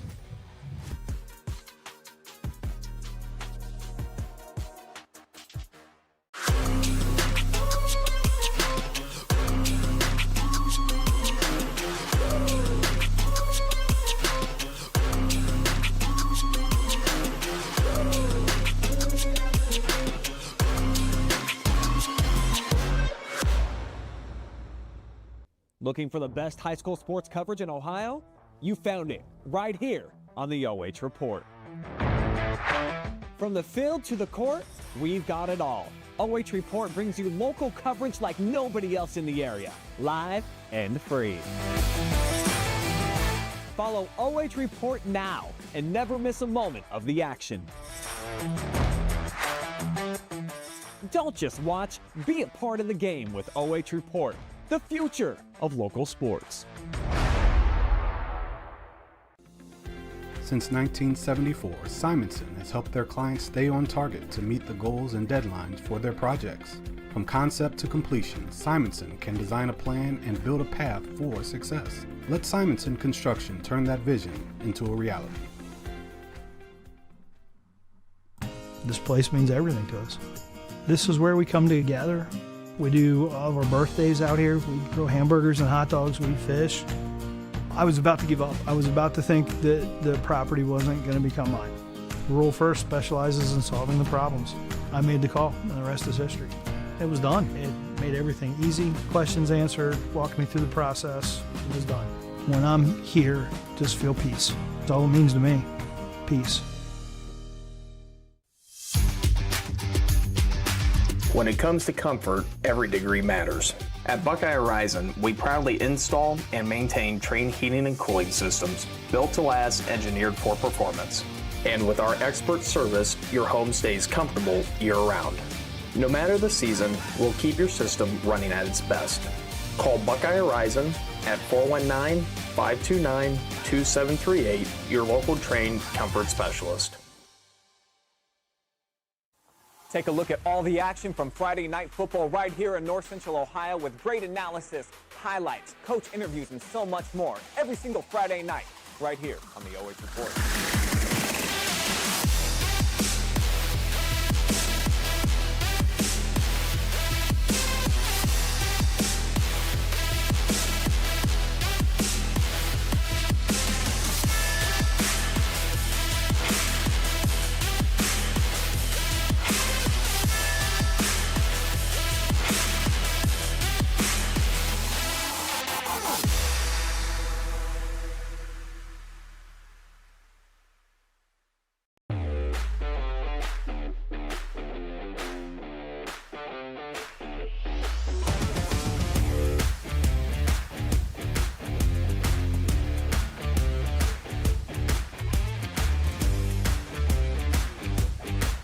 Welcome back to the AmVets Coast 1969 postgame show. Oh man, look at our camera guy, still working. The game's over, my man is still working. Brandon Powell, great shot of the parking lot. It was a full parking lot, Ken, when we got down here. Just love to see that because I feel like I'm gonna be my soapbox. After 2020, attendance at football games really dropped off. We had 750 viewers at one point watch the game on YouTube, and both stands were full. Big rivalry game. You expect the small towns like Loudville, Jeromesville show up for games like that. They do. Hillsdale, their stats: 10 for 13 on passing for 84 yards, 2 TDs. That's halftime. Oh, that's halftime. I got the wrong stats. My bad. Passing yards for, I was like, that seemed a little light. Passing yards for Hillsdale, 198. 198. Oh, sorry. To Loudonville's 40. 12 first downs to 7 first downs. Hey, someone asked me on the way, do you do this full time now? I said, this is a hobby for me. I'm not a pro. Total yards, 428 to 156. Wow, that's incredible. Turnovers, 1 apiece. Penalties, 6 penalties for 85 yards, 8 penalties for 95 yards for Loudonville. In back-to-back weeks, Hillsdale wins, and their opponent goes for almost 100 yards in penalties in both games. So, coming into this game, someone texted me, Ken, they said, what's it going to take for Loudonville to win? I said, Loudonville's got to play perfect to win. Hillsdale will just have to be Hillsdale to win. And Hillsdale was just Hillsdale, and Loudonville was far from perfect tonight. Well, we talked about no mistakes for Loudville. They only had 1 turnover, which is not bad for a high school football game, but the mental mistakes that cost them dearly in that first half, we're talking about penalties. I mean, they were just back-breaking penalties. Just put them behind the 8 ball. Yeah, they're the wing tee set. Obviously a running team. Chase Wright is a serviceable passer, but he's not the field general that Lewis is. So Loudville wants to run the ball and grind it down. You just can't do that from behind the sticks. Right. Yeah. I mean, if you're that type of offense, you've got to be in the game. It's got to be a close game. You've got to be leading. You get down 2 or 3 touchdowns. You just don't have that kind of offense to get back in the ballgame. And tip a hat to Hillsdale's defense, because when Loudville was successful running, they stacked the line of scrimmage. They said, okay, throw it over our head. Loudville wasn't able to effectively establish the pass to back the guys off the line of scrimmage. So we say Hillsdale's balanced, right? And they are, not only on offense, but on defense, because they can stop the run and they can stop the pass. They did get their depth tested tonight a little bit. They got pulled into a 4-quarter game, and it was a bit of a brawl. Loudonville drug them down and drug them into the phone booth a little bit there for a while, and brought it out. But Hillsdale was just Hillsdale. I think that run Sloan made off the left side was just a dagger. Backbreaker, yeah, definitely was a backbreaker. You know, they have so many potent parts of their offense. They've got multiple receivers, three that stick out in your mind right away. They've got Owen Sloan. They've got a league-leading quarterback. I mean, they're just so well balanced. It's hard to keep a team like that down. And next week, Chippewa comes into town. I'll be back here for the OH report to call the Hillsdale-Chippewa game, which I think Hillsdale will be a heavy favorite in that game. Chippewa, having a tough time early in the season, and Hillsdale just beat a 2-0 team. And Loudonville goes to East Knox. And last I checked, East Knox, I think, was 0-2. Not positive on that, but I think they are. But East Knox always tough. The K-Mac, always a physical brand of football. Both teams are going to run the ball a lot, and the pads are going to be cracking. Where are you going to be at next weekend? I'll be at that game. I'll be covering that with Travis Girardi. Looking forward to that matchup, get that K-Mac started. Like you said, it's going to be a ground pound type of a game, and we'll see how Loudonville reacts to this loss. Hopefully they can build upon their positives. And week 4 is a whole new season, because you start your leagues, and it doesn't matter if you're 0-3 or 3-0. Your league season starts next week. So tune in for those games next week. We got some more games. We have one game tomorrow on OH Report, and there's our list of games for next week on OH Report. So please tune in to one of those entertaining games. You can always pick it up later too if you watch your favorite team, and then You know what I do, Ken? The next morning, I start flipping through, and I watch the other games, so you can always do that. They're on YouTube. Tonight, 11:30-ish, the Friday Night Pigskin with all the great highlights from all the games we cover. And that wraps it up from Hillsdale High School. For Ken Parrott and AT Adam Thompson, the man that makes everything go, big thank you to Brandon Power, our cameraman, for doing an awesome job tonight. Hey, have fun the rest of the weekend. Talk to you later.